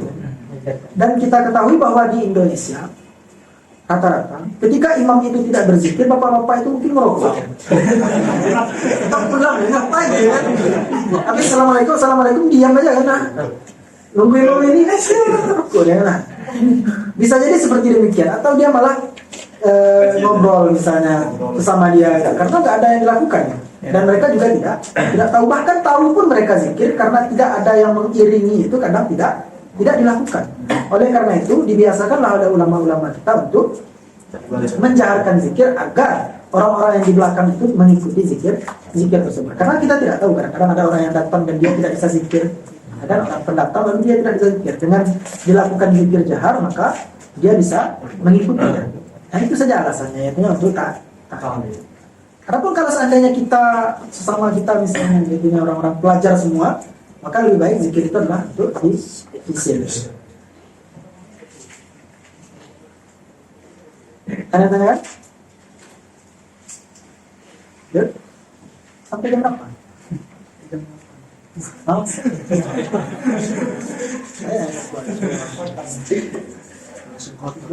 Langsung. Al-amru bimura'ati makarimil akhlaqi wa mudawarati nas. Sampai jam berapa ya? Berapa jam? 3 jam. 2 Selesai. apa? Sampai selesai. Sampai sebelum Al-Anfal itu. Oke. Al-amru bi mura'ati makarimil akhlaqi wa mudawarati nas. Perintah untuk menjaga makarimil akhlak dan juga berbuat baik kepada manusia atau berlemah lembut kepada manusia. Qauluhu ta'ala khudhil afwa wa'mur bil 'urfi wa'rid 'anil jahilin. Amrun bi mura'ati makarimil akhlaqi wa mudawarati nas. Maka perkataan Allah Subhanahu wa taala ini itu memerintahkan kita untuk menjaga akhlak yang baik dan juga berbuat baik kepada manusia. Wa'mur bil 'urfi. Qala Nabi sallallahu alaihi wasallam, "Athqala syai'in fi mizanil mar'i yawmal qiyamati athqalu syai'in fi mizanil mar'i yawmal qiyamati al-khuluqul hasan." Sebaik-baik atau seberat-berat timbangan, ya kan? Seseorang nanti pada hari kiamat adalah akhlak yang baik. Wa rawa Ibnu Umar radhiyallahu anhuma anna rajulan sa'ala Nabi sallallahu alaihi wasallam ayyul mu'minina afdalu? Qala ahsanuhum khuluqa. Nah, ketika beliau bertanya, yaitu Ibnu Umar, ya Rasulullah, orang mukmin manakah yang lebih baik atau yang paling baik? Yaitu adalah yang paling bagus akhlak. Wa rawa Sa'id al-Maqbari an Abi Hurairah radhiyallahu anhu anna Nabi sallallahu alaihi wasallam qala innakum la tas'una an-nasa bi amwalikum walakin yas'uhum minkum bastul wajhi wa husnul khuluqi. Bahwa kamu tidak melapangkan kepada manusia itu dengan harta kamu, akan tetapi kamu melapangkan kepada manusia itu dengan wajah yang bahagia dan juga akhlak yang baik. Wal afu huwa at-tashhil wa at-taysir. Dan yang dinamakan dengan afu adalah tashhil wa taysir atau kemudahan, memberi kemudahan. Fal makna isti'malul afwi. Maka yang dimaksud dengan khudhil afwa adalah isti'malul afwi atau isti'malul tashhil wa taysir, yaitu berlaku mempermudah manusia. Itu yang dimaksud dengan khudhil afwa. Wa qabulu ma sahala min akhlaqin nas, dan menerima sesuatu yang mudah daripada akhlak manusia. Wa tarkul istiqsa'i 'alaihim fil muamalat, dan meninggalkan berkeras-keras kepada mereka pada muamalah. Nah, jangan sampai dalam muamalah kita berlaku keras. Wa qabulul 'udhri wa nahwi, dan menerima uzur mereka dan segala macam yang serupa dengan demikian. Itu yang dinamakan dengan al-'afw. Qala Ibnu Abbas radhiyallahu anhu fi qawlihi khudhil afwa, qala huwa al-'afwu min al-amwali qabla an yunzala fardu az-zakati. Yang dimaksud dengan al-'afwu di dalam ayat itu adalah al-'afwu min al-amwal atau ma tayassara min al-amwal qabla an yunzala fardu zakat. Jadi sebelum ada zakat, kewajiban zakat, maka khudhil afwa artinya keluarkanlah yang mudah daripada harta kamu. Khudhil afwa artinya khudh ma tayassara min amwalika. Berikanlah yang seberapa mampu intinya. Berikan seberapa mampunya. Itu sebelum diturunkan ayat zakat. Ini salah satu makna kata Ibnu Abbas. Wa minhu qawluhu faman 'ufiya lahu min akhihi syai'un fattiba'un bil ma'ruf wa ada'un ilayhi bi ihsan. Ay taraka lahu aw turika lahu. Wal 'afwu 'anil dhanbi tarkul 'uqubati 'alayhi. Adapun kalau seandainya al-'afwu 'anil dhanbi, maksudnya adalah meninggalkan iqab. Jadi kalau seandainya dikatakan bahwa seseorang tersebut dimaafkan dari dosanya, berarti ditinggalkan iqabnya atau diangkatkan iqabnya. Wa qawluhu wa'mur bil 'urfi, al-'urfu adalah al-ma'ruf atau perbuatan yang baik. Wa fil khabar sahih an Abi Jari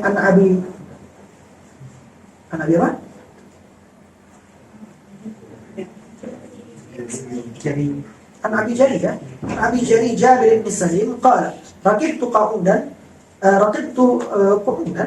thumma ataitu ila al-madinati fatalabtu Rasulullah sallallahu alaihi wasallam wa anaqtu qu'udi bi bab al-masjid fadalluni ala Rasulillah sallallahu alaihi wasallam fa idha huwa jalisun alaihi bi radd mansufi fihi fara'iqa hamrin فقلت السلام عليك يا رسول الله فقال وعليك السلام قلت إنا معشر أهل البادية قوم منا الجفاء. Jadi di sini beliau adalah orang yang dari Badui, ya kan, suku Badui. Beliau mengatakan sesungguhnya kami para orang Badui ini adalah orang-orang yang agak kering atau agak kasar, ya kan? Agak kasar. Fa'allimni kalaman yanfa'uni Allahu bihi. maka ajarkan kepadaku suatu perkataan yang bermanfaat untukku pada Allah Subhanahu wa taala. Faqala udunu thalathan fadanautu qala alayya fa'atu qala ittaqillah. Maka yang diajarkan oleh Rasulullah sallallahu alaihi wasallam adalah yang pertama ittaqillah, bertakwalah kepada Allah. Wala tahqiranna minal ma'ruf syai'an, dan janganlah menganggap apa? Menganggap remeh. Tahqiranna, menganggap remeh daripada perkara-perkara yang baik itu sesuatu apapun. Artinya jangan menganggap remeh perkara yang baik. Wa antalqa akhaka biwajhin munbasitin, dan bahwa engkau menemui saudaramu dengan wajah yang menyenangkan. Wa antufrigha min dalwika fi ina'il mustasqi, dan bahwa engkau mengosongkan gayungmu untuk memberi minum orang yang kehausan. Wa in imru'un sabbaka bima ya'lamuhu fika fala tasubbahu bima ta'lamu fihi. Dan jika ada orang yang mencelamu karena sesuatu yang dia ketahui terhadap dirimu, jangan kamu balas dengan mencelanya dengan sesuatu yang engkau ketahui pada dirinya. Maka kalau ada orang yang mencela, ya sabar.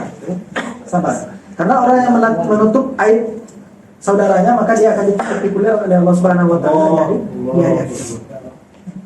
Fa inna Allah ja'ilun laka ajran wa 'alaihi wizran. Maka sesungguhnya Allah akan menjadikan untukmu pahala dan menjadikan untuknya dosa. Wala tasubbanna syai'an mimma khawwalaka Allah taala. Dan jangan pula kamu mencela sesuatu yang dijadikan sebagai nikmat oleh Allah kepada dirimu. Contohnya unta, kuda, kan? Qala Abu Jari, fa walladhi dhahaba bi nafsihi ma sababtu ba'dahu syatan wala ba'iran. Maka demi Allah, setelah mendengar hadis tersebut, aku tidak pernah lagi mencela domba, dan juga tidak pernah lagi mencela ba'ir atau unta. Khulasa masalah zikrul Imam Al-Qiyamah salasatu aqwal. Yang pertama, amrun bi mura'ati makarimil akhlaq wa mudaratin nas wa isti'malil afl wa qabuli masail akhlaqin nas wa tarki al-istiqsa'i 'alaihim fil mu'amalat wa qabuli al-'udhri wa nahwi. Walahu adillatun kama marra wa huwa makhtara. Yang pertama bahwa ayat tersebut menunjukkan hal-hal ini yang sudah kita jelaskan tadi. Asli annahu al-fadlu min amwalin nas. Bahwa yang kedua mengatakan bukan, yaitunya adalah minal amwal, bukan kepada akhlak. Nasakhat zakah, yang mana dinasah oleh ayat zakah. Qala zalika Ibnu Abbas. As-salisu annahu amara bil ihtimali wa tarkil ghilzati wal 'uqubati. Thumma nasakha zalika bi ayatil kitab. Yang ketiga bahwa ayat tersebut mengandung tentang meninggalkan ghilzah atau kekerasan dan juga iqab. Dan yang mana ayat tersebut dinasah dengan ayat kitab. Dengan adanya ayat kitab, maka ketika itu berarti dinasah ayat yang sebelumnya.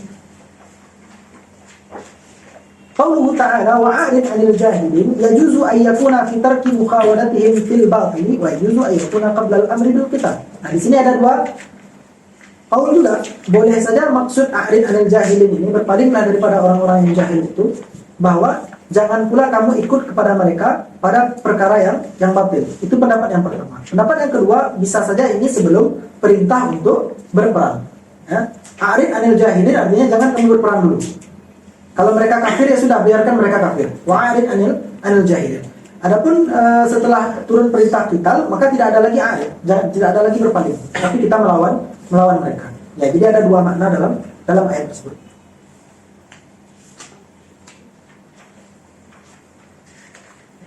Saya tanya?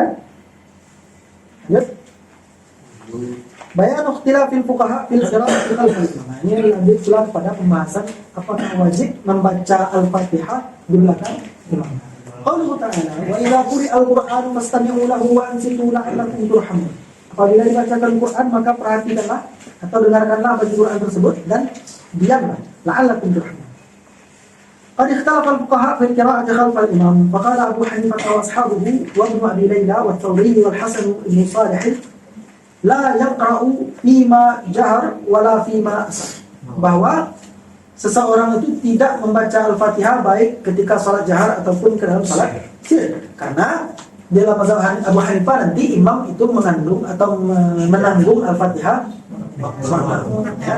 Imam mengandung Al-Fatihah, menanggung Al-Fatihah. Wa qala Malikun yaqra'u fima asarra wa la yaqra'u fima jahar. Wa huwa qaulun li Syafi'i wa rawahu al-Muzanni. Pendapat yang kedua yaitu dari Imam Malik mengatakan kalau seandainya salatnya sir, maka bagaimana? Maka dibaca. Adapun kalau salatnya jahar maka tidak perlu dibaca. Dan itu juga qaul di dalam mazhab Imam Asy-Syafi'i. Dan itu diriwayatkan oleh Imam Al-Muzani. Rawal Buaidi annahu yaqra'u bi Fatihatil Kitabi wa suratin fima yusirru fihi wa la yaqra'u fima yajharu fihi illa bi Fatihatil Kitab. Yang kedua, dan ini yang mu'tamad dalam mazhab kita nanti, bahwa seseorang membaca Al-Fatihah dan juga surah, namun Al-Fatihah dibaca baik itu dalam keadaan salat sir ataupun salat jahar. Sedangkan ayah itu dibaca ketika salat sir saja. Ketika salat jahar bagaimana? Kita dengarkan saja. Jadi dalam mazhab ini kalau seandainya kita dalam salat zuhur dan kita tidak mendengarkan ayat yang dibaca oleh imam, maka kita disunnahkan untuk membaca Al-Fatihah dan juga ayat pendek. Tapi dalam salat subuh misalnya atau dalam salat jahar, maka yang kita baca hanyalah Al-Fatihah. Adapun surat pendek bagaimana? Kita dengarkan saja. Tapi dalam salat jahar, jadi ada tafsilannya nanti. Dalam salat jahar, siapa ya ada kalanya kita tetap wajib membaca, bukan wajib, tetap disunahkan untuk membaca ayat pendek. Kapan? Dalam salat jahar kita tetap disunahkan untuk membaca ayat pendek. Kapan? Yaitunya orang yang tidak mendengarkan qiraah imam. Jadi kalau seandainya dia terlalu jauh dan tidak ada mic, maka dia tidak mendengarkan qiraah imam. Maka ketika dia tidak mendengarkan qiraah imam, tetap disunahkan baginya untuk membaca surat pendek. Jadi takdinya bukan karena salatnya jahar ataupun sir sebenarnya dalam mazhab kita, tapi dengan qiraah imamnya. Apakah dia mendengar qiraah imam atau tidak mendengar? Kalau dia mendengar qiraah imam, maka tidak perlu bagi orang tersebut untuk membaca surat pendek. Tapi kalau seandainya dia tidak mendengar qiraah imam, walaupun dia dalam salat jahar, maka tetap disunahkan baginya untuk membaca surat pendek.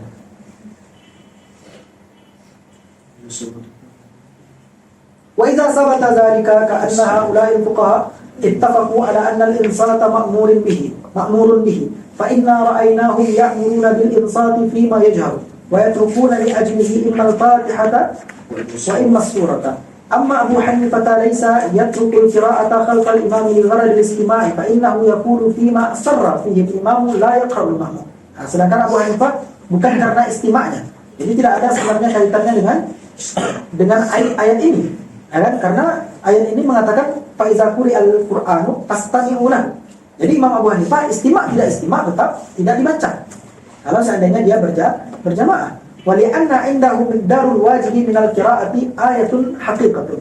Karena bahwa sesungguhnya di sisi Imam Abu Hanifah itu kadar wajib itu daripada qira'ah, baik itu satu ayat secara hakikat. Jadi intinya dalil Abu Hanifah dalam membaca ayat itu adalah faqra'u ma tayassar. Maka bacalah sesuatu yang mudah. Maka walaupun satu ayat misalnya atau bagaimanapun ya, intinya adalah membaca ayat Al-Qur'an ketika itu sudah cukup untuk menjadi sah salat seseorang tersebut. Nah, jadi tidak ada kaitannya dengan istima' ataupun tidak istima'. Wa dzalika yumkinu qira'atuhu ba'da al-insati wa sama'i qira'atil imam aw halahu al-imam ila ruku'. Wa lam yaqul ahadun innahu yatruku du'a al-istiftahi liqawlihi wa ansitu wa la yatruku takbirat as-salati liqawlihi wa ansitu. ولا أن أحدا يفهم من هذا أن الواحد منا إذا كان يقرأ القرآن فلا يجوز لغيره أن يقعد معه ويقرأ ولا يجوز في المجلس الواحد أن يقرأ جماعته كل واحد منهم يقرأ لنفسه فإذا لم يكن للآية تعلق يمنع الناس من قراءة القرآن لغرض استماع القرآن في غير الصلاة ولا للآية أيضا دلالة على منع قراءة الأذكار لغرض استماع القرآن في الصلاة فمن أين دلت الآية على منع القراءة لا لغرض الاستماع مع إصرار الإمام في الصلاة. Ini rad terhadap Imam Abu Hanifah bagi Imam Qiyal Hirasi bahwa tidak ada satupun ayat atau dalil di dalam ayat ini yang menunjukkan bahwa ketika ada kalimat fastami'u lahu wa ansitu, apakah hal tersebut mencegah kita dari membaca surat Iftitah misalnya? Kata beliau, ketika Imam qiraah lalu kita tidak boleh lagi baca Iftitah, ada yang berkata demikian? Atau ketika imam membaca qiraah kita akan takbiratul ihram lalu kita harus sirkan takbiratul ihram misalnya? Atau tidak membaca takbiratul ihram sama sekali karena kita ingin insaf, tidak ada juga kan? Atau ketika kita sedang salat, ketika kita sedang duduk berjamaah lalu dibacakan Quran, apakah boleh kita baca Quran pula sendiri? Boleh tak? Boleh. Maka tidak ada larangan. Jadi kalau seandainya ada orang baca Al-Quran lalu kita baca pula Al-Quran, di dalam satu majelis misalnya, tidak ada larangan dan tidak ada yang mengatakan hal tersebut adalah haram. Oleh karena itu, famin aina adalah dari mana ayat ini menunjukkan bahwa tidak boleh membaca Al-Quran ketika tidak ada niat kita untuk insat. Famin aina adallatil ayatu ala man'il qira'ati la li gharadil istima'. Dari mana kalau seandainya tidak ada tujuan kita untuk istima'? Sedangkan imam sir gitu kan, apalagi Abu Hanifah yang mengatakan imam sir pun tetap tidak dibaca. Dari mana datangnya itu? Itu kata beliau. Wa qad i'taqada katsirun minan nasi anna hadhihi al-ayata nassun. Wa qala Abdul Jabbar bin Ahmad fi kitab Fawaid al-Quran wa huwa mashhur bi intihar madhhab asy-Syafi'i fi al-furu'i inna dalalata zahir al-ayati qawiyyatun wa saraha bihi bi hadhihi al-ibarati allati dzakarnaha fi al-Qur'an. Ya, dan disebutkan pula oleh Imam Abdul Jabbar ini ya khilaf daripada mazhab kita Imam Syafi'i. Wa indana, namun bagi kita anna man fahima makna al-ayati wa fahima al-wujuh allati dzakarnaha la yara lil ayati ta'alluqan bima nahnu fi. Dan bagi kita, kalau kita sudah tahu yang tadi itu tidak ada larangan ketika membaca qiraah, tidak ada larangan untuk takbiratul ihram. Ketika membaca qiraah tidak ada larangan untuk doa iftitah. Ketika membaca Al-Qur'an itu tidak ada larangan untuk membaca Al-Quran pula di samping orang yang membaca Al-Quran. Maka dari mana datangnya itu? Maka boleh-boleh saja. Walil ayati maham. Minha anna an-nasa kanu yukaththiruna al-laghta wash-shaghba fi qira'ati Rasulullah sallallahu alaihi wasallam wa yamna'una al-ahdatha min sima'iha ta'annutan wa inadan ala ma hakallahu 'anil kuffari haitsu qala wa qala alladhina kafaru la tasma'u li hadzal qur'an walghaw fihi la'allakum taghlibun. Nah, jadi yang pertama sebenarnya yang disuruh atau maksud daripada ayat tersebut, kenapa dikatakan idza quri'al qur'anu fastami'u lahu wa ansitu, maksudnya adalah ketika zaman dulu, ketika zaman Rasulullah sallallahu alaihi wasallam, banyak orang yang berisik ketika Rasulullah sallallahu alaihi wasallam membaca ayat Al-Qur'an. Bahkan sengaja melakukan hal tersebut untuk menentang Rasulullah sallallahu alaihi wasallam sebagaimana yang dilakukan oleh orang-orang kafir. Maka orang kafir mengatakan la tasma'u li hadzal Qur'an. Jangan dengarkan sama sekali Al-Qur'an ini. Oleh karena itu fa'amara Allah Ta'ala al-muslimina halata ada'il wahyi ay yakunu ala khilafi hadhihi al-halah. Oleh karena itu Allah suruh kaum muslimin jangan kita sama pula dengan kaum musyrikin. Karena orang kafir ketika dibacakan Al-Qur'an mereka berisik dan mereka bahkan menentang Rasulullah SAW. Maka kaum muslimin ketika dibacakan Al-Qur'an oleh Rasulullah hendaknya berbeda dengan kaum kafir itu. Maka oleh karena itu amsit, diam dan dengarkan. Wa ayyastami'u wa madahallahu al-jinna ala dzalika. Dan bahkan Allah memuji jin atas yang demikian. Apa kata Allah? Wa iz sarafna ilaika nafaran minal jinni yastami'una al-Qur'an falamma hadaruhu qalu ansitu. Jadi ketika jin mendengarkan Al-Qur'an ada yang berisik ansitu ya, kepada jin-jin yang lain. Falamma qudiya wallau ila qaumihim munzirin. Dan ketika mereka selesai mendengarkan ayat Al-Qur'an, mereka berpaling kepada kaum mereka lalu mereka memperingatkan mereka terhadap apa yang didengar dari ayat Al-Qur'an. Wa yadullu ala dzalika anna Allah Ta'ala amara bil istima'i wa amara bil insati ba'dahu. Fala yakhfa ala aqilin anna al insata lil istima'i. Fa inna ma yajibu al istima'u mata wajaba al isma'u wa tabligh. Jadi bagi kita Syafi'iyah kapan kita wajib istima'? Yaitunya ketika ada isma' dan tabligh. Ketika memang tujuan Rasulullah SAW atau seseorang itu untuk memperdengarkan kepada kita. Nah, itulah mahal wajib kita untuk istima'. Berbeda dengan ada orang baca Quran, lalu apakah wajib pula kita harus menyimakkannya? Enggak, kita boleh saja kita membaca Al-Quran sendiri. Jadi kapan kita wajib mendengarkan? Ketika tujuannya adalah isma' dan tabligh. Maka ketika itu baru wajib istima'. Maka bukan berkaitan dengan salat. Wa inna ma wajaba dzalika fi ma dzakarnahu min tablighil wahyi. Nah, dan itu adalah ketika disampaikan wahyu oleh Rasulullah SAW, maka fastami'u wa ansitu. Nah, jadi ketika diturunkan wahyu.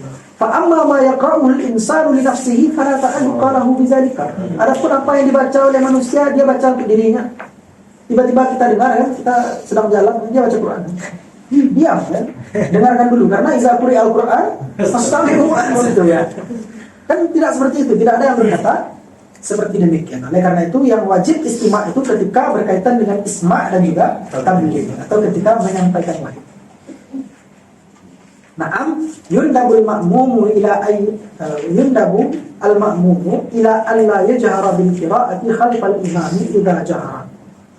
Namun memang disunnahkan bagi makmum untuk tidak menjaharkan qiraah di belakang imam ketika imam itu jahar pula. Jadi ini yang enggak boleh. Yang enggak boleh itu ketika imam jahar, kita jahar pula, enggak mau kalah sama imam kan. Suara imam bagus, suara saya lebih bagus kan. Jaharkan pula enggak boleh kan. Hatta la tasqula alaihi qiraah, supaya tidak berat atasnya qiraah. Fa hadza huwal qadrul mandubu ilaihi. Dan inilah kadar yang disunnahkan, bahwa kita disunnahkan untuk tidak jahar ketika imam jahar. Wa idza lam yajib 'ala al-imam al-isma'u, dan ketika tidak, dan apabila tidak wajib bagi imam untuk memperdengarkan, walaysa fil istima'u gharadun, walaysa fil istima'i gharadun, dan tidak ada pula dalam istima' itu gharad, li ajlihi yajibul isma', yang mana karenanya wajib untuk mendengarkan. Fa min aina yajibul istima'u lima la yajibul isma'u. Maka bagaimana wajib? Imam aja nggak wajib untuk memperdengarkan. Contohnya salat sir. Ya. Lalu bagaimana kita wajib untuk mendengarkan? Imam saja tidak wajib untuk memperdengarkan. Lalu kita diwajibkan untuk mendengarkan. Apa maksudnya ya? Apa yang didengar? Apa yang mau didengarkan ya? Walaupun terdengar misalnya, karena yang dimaksud sir itu apakah dibaca dalam hati? Apa makna sir? Tidak. Tidak dengar. Bukan yang di samping tidak dengar. Dengan telinga sendiri. Ayusmi'a nafsahu, bahwa dia memperdengarkan kepada dirinya sendiri. Bahwa dia memperdengarkan kepada dirinya sendiri. Tapi biasanya walaupun kepada diri kita orang samping dengar. Dengar pasti. Karena dekat kan. Jadi jangan dimakan dengan sir. Jadi kapan kita wajib istima'? Ketika memang itu adalah tujuannya untuk isma'. Ketika tidak, maka tidak wajib lah. Walau qala qailun mutlaqan la yajibu 'alal mar'i ayyan sita wa yasma'a qira'atal qur'ani kana sidqan wa innama hadzal ladzi qaluhu. Dan kalaupun seandainya seseorang berkata secara mutlak tidak wajib atas seseorang itu mendengar dan tidak pula diam dan tidak pula wajib mendengar ayat Al-Qur'an, itu juga benar.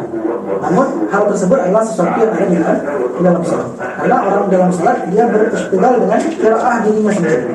Dan imam membaca, kita pun membaca. Apalagi ketika salat jahar. Salat sir. Adapun salat jahar sebenarnya apakah wajib, apakah sunnah kita mendengar qiraah imam? Bagaimana sunnahnya? Ketika salat jahar, apa yang kita lakukan?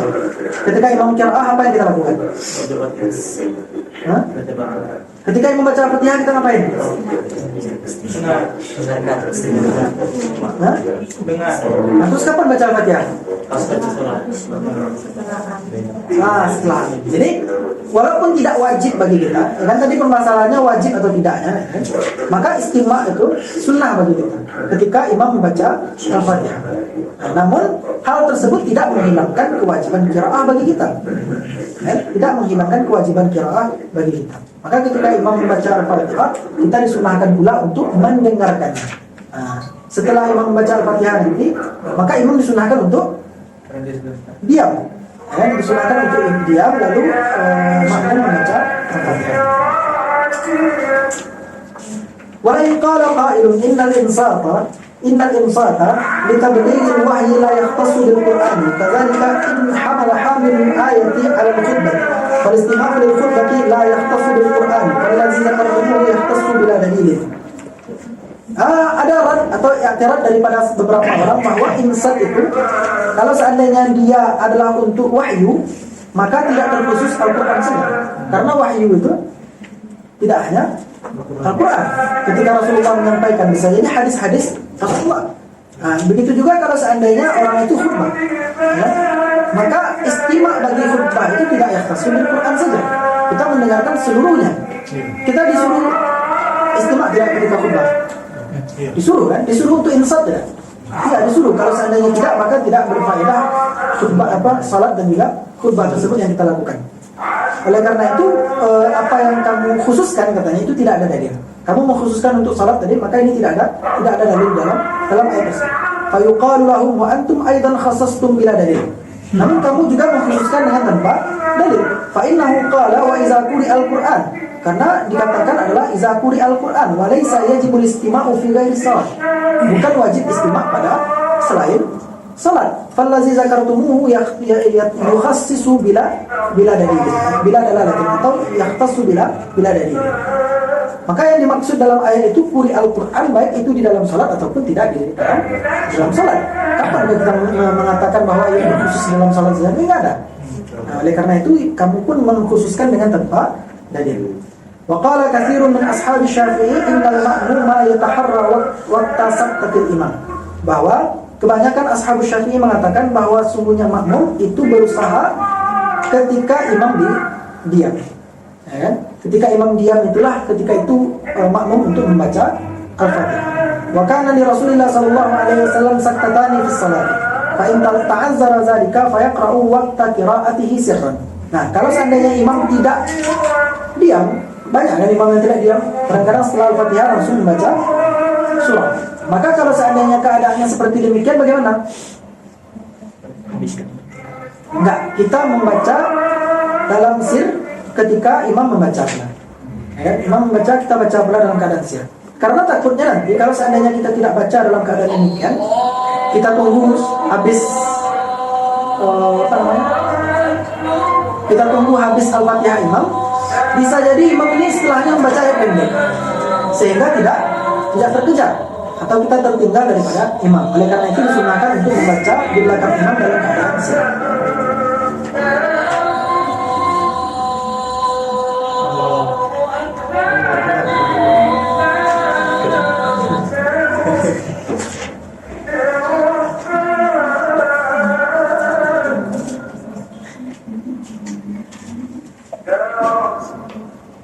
وقال آخرون منهم معنى الإنصات لا يجهر بالقراءة منازعا للإمام وإذا أخفى ذلك لم يخرج عن الإنصات. Ada pula yang mengatakan bahwa makna insat itu sebenarnya adalah tidak melawan imam dengan qiraah pula. Artinya imam qiraah, kita qiraah pula, lawan qiraah imam itu kan. Nah, itu yang dinamakan yang insat, bukan demikian. Nah, jadi selama tidak seperti demikian, selama imam membaca qiraah dalam keadaan jahar lalu kita membaca dalam keadaan sir, maka itu tidak dinamakan dengan insat. Tidak dinamakan insat. Faqad qila al-murad bihi as-sukut hatta la yaqra'u al-batta illa 'inda faragh al-imam. Ada pula yang mengatakan bahwa memang diam ketika imam membaca diam.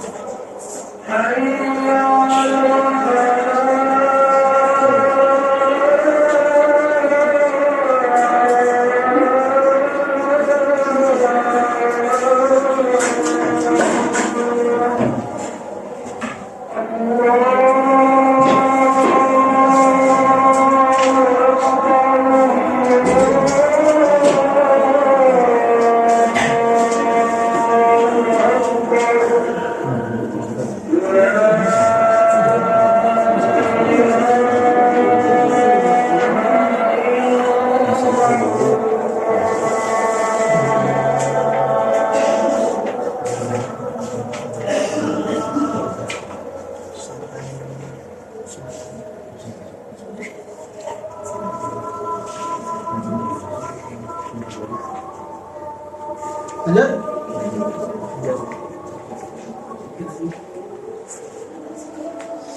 وقال هؤلاء لأجل ذلك أقر المأمون بتأخير القراءة عن حل الجهل أو تقديمه وذلك إجماع.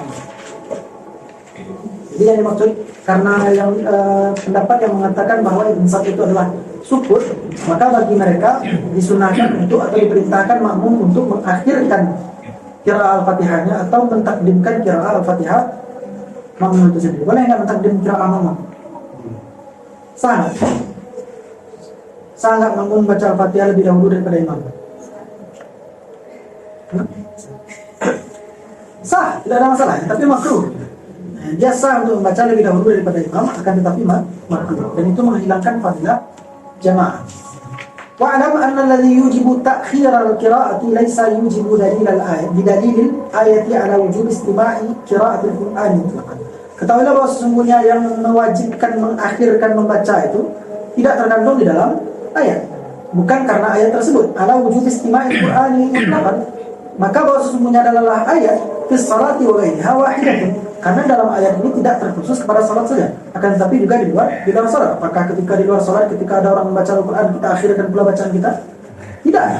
Nah, wa inna ma yaqulu dzalika li yajma'a baina sima'il mutadabbirin wa insatil mu'tabirin wa qira'atil musabbih. Namun hal tersebut hanya supaya terhimpun di dalam salat itu ada orang yang membaca, ada orang yang mendengar. Oleh karena itu disunnahkan untuk mengakhirkan. Wa idza lam takunil qira'atu fi halati saktatil imam fal qira'atu aula. Kalau seandainya qira'ah itu tidak dilakukan ketika imam diam, maka qira'ah lebih aula dibaca ketika imam membaca pula. Kama yukabbiru wa yaqra'u doa istiftah, sebagaimana seseorang bertakbir dan juga membaca doa istiftah ketika imam membaca ayat, maka tetap diwajibkan untuk takbiratul ihram dan juga disunnahkan untuk iftitah. Wala yutrakul mafrudu minal qira'ati limakan fadilatil jamaah, dan tidak ditinggalkan barang yang diwajibkan yaitu al-Fatihah karena memperdapat fadilah jamaah. Jadi fadilah jamaah itu kan mesti kita hendaknya disunahkan diakhirkan. Akan tetapi gara-gara itu kita tinggalkan al-Fatihah bukan? Tidak seperti itu. Maka tetap dibaca. Jadi kalau seandainya tidak ada imam itu tidak diam setelah al-Fatihah, maka lebih disunahkan untuk membaca al-Fatihah ketika imam itu ada. Ketika imam itu membaca qiraat. فهذا هو التأويل الظاهر وبالجملة لا يخفى على عاقل أن الله سبحانه وتعالى إذا أمر بالاستماع والإنصات فإنما أمر به ليكون داعيا إلى ترك باطل من اللهو والهزل وأشغال الدنيا. Dan kesimpulannya tidak tersembunyi atas orang yang berakal bahwa sesungguhnya Allah Subhanahu wa taala ketika memerintahkan untuk mendengar ayat Al-Qur'an dan memerhatikan dan diam, sesungguhnya memerintahkan supaya untuk mengajak kepada meninggalkan sesuatu yang batil dan juga meninggalkan sesuatu yang sia-sia dan juga meninggalkan perkara-perkara dunia, bukan untuk meninggalkan sesuatu yang difardukan.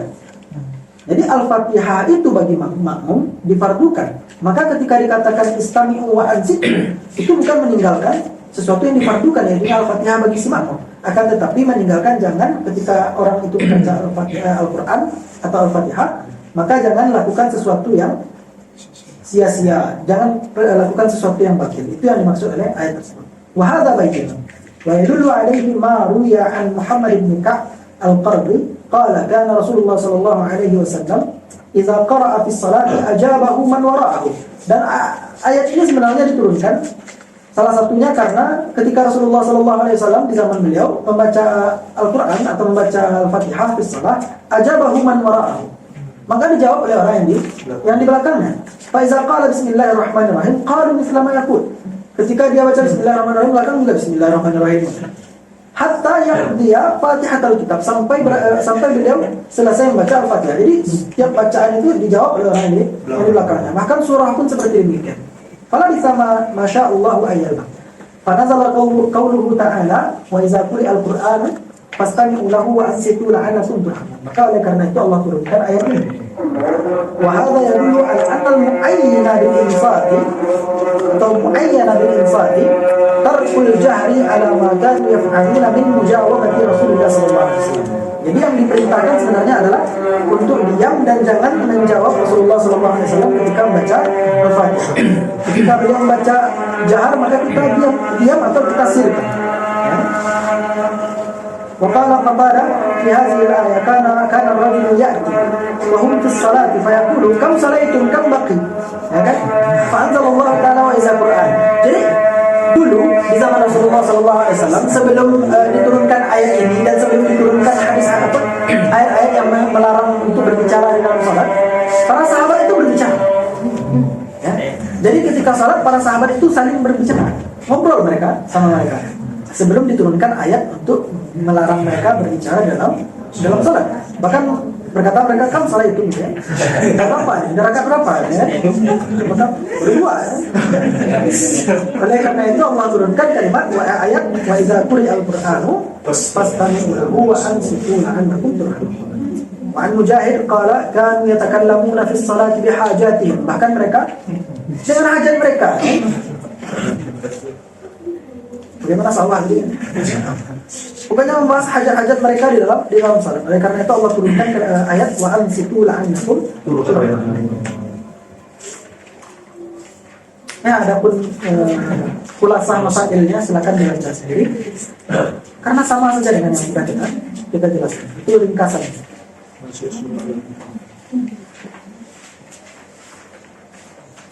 Lanjut surah Al-Anfal.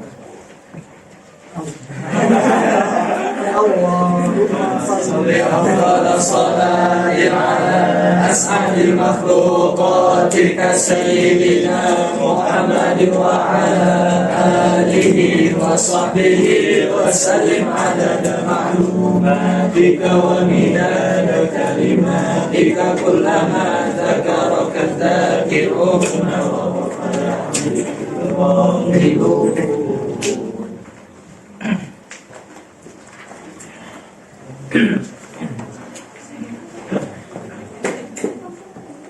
Masalah berjamaah.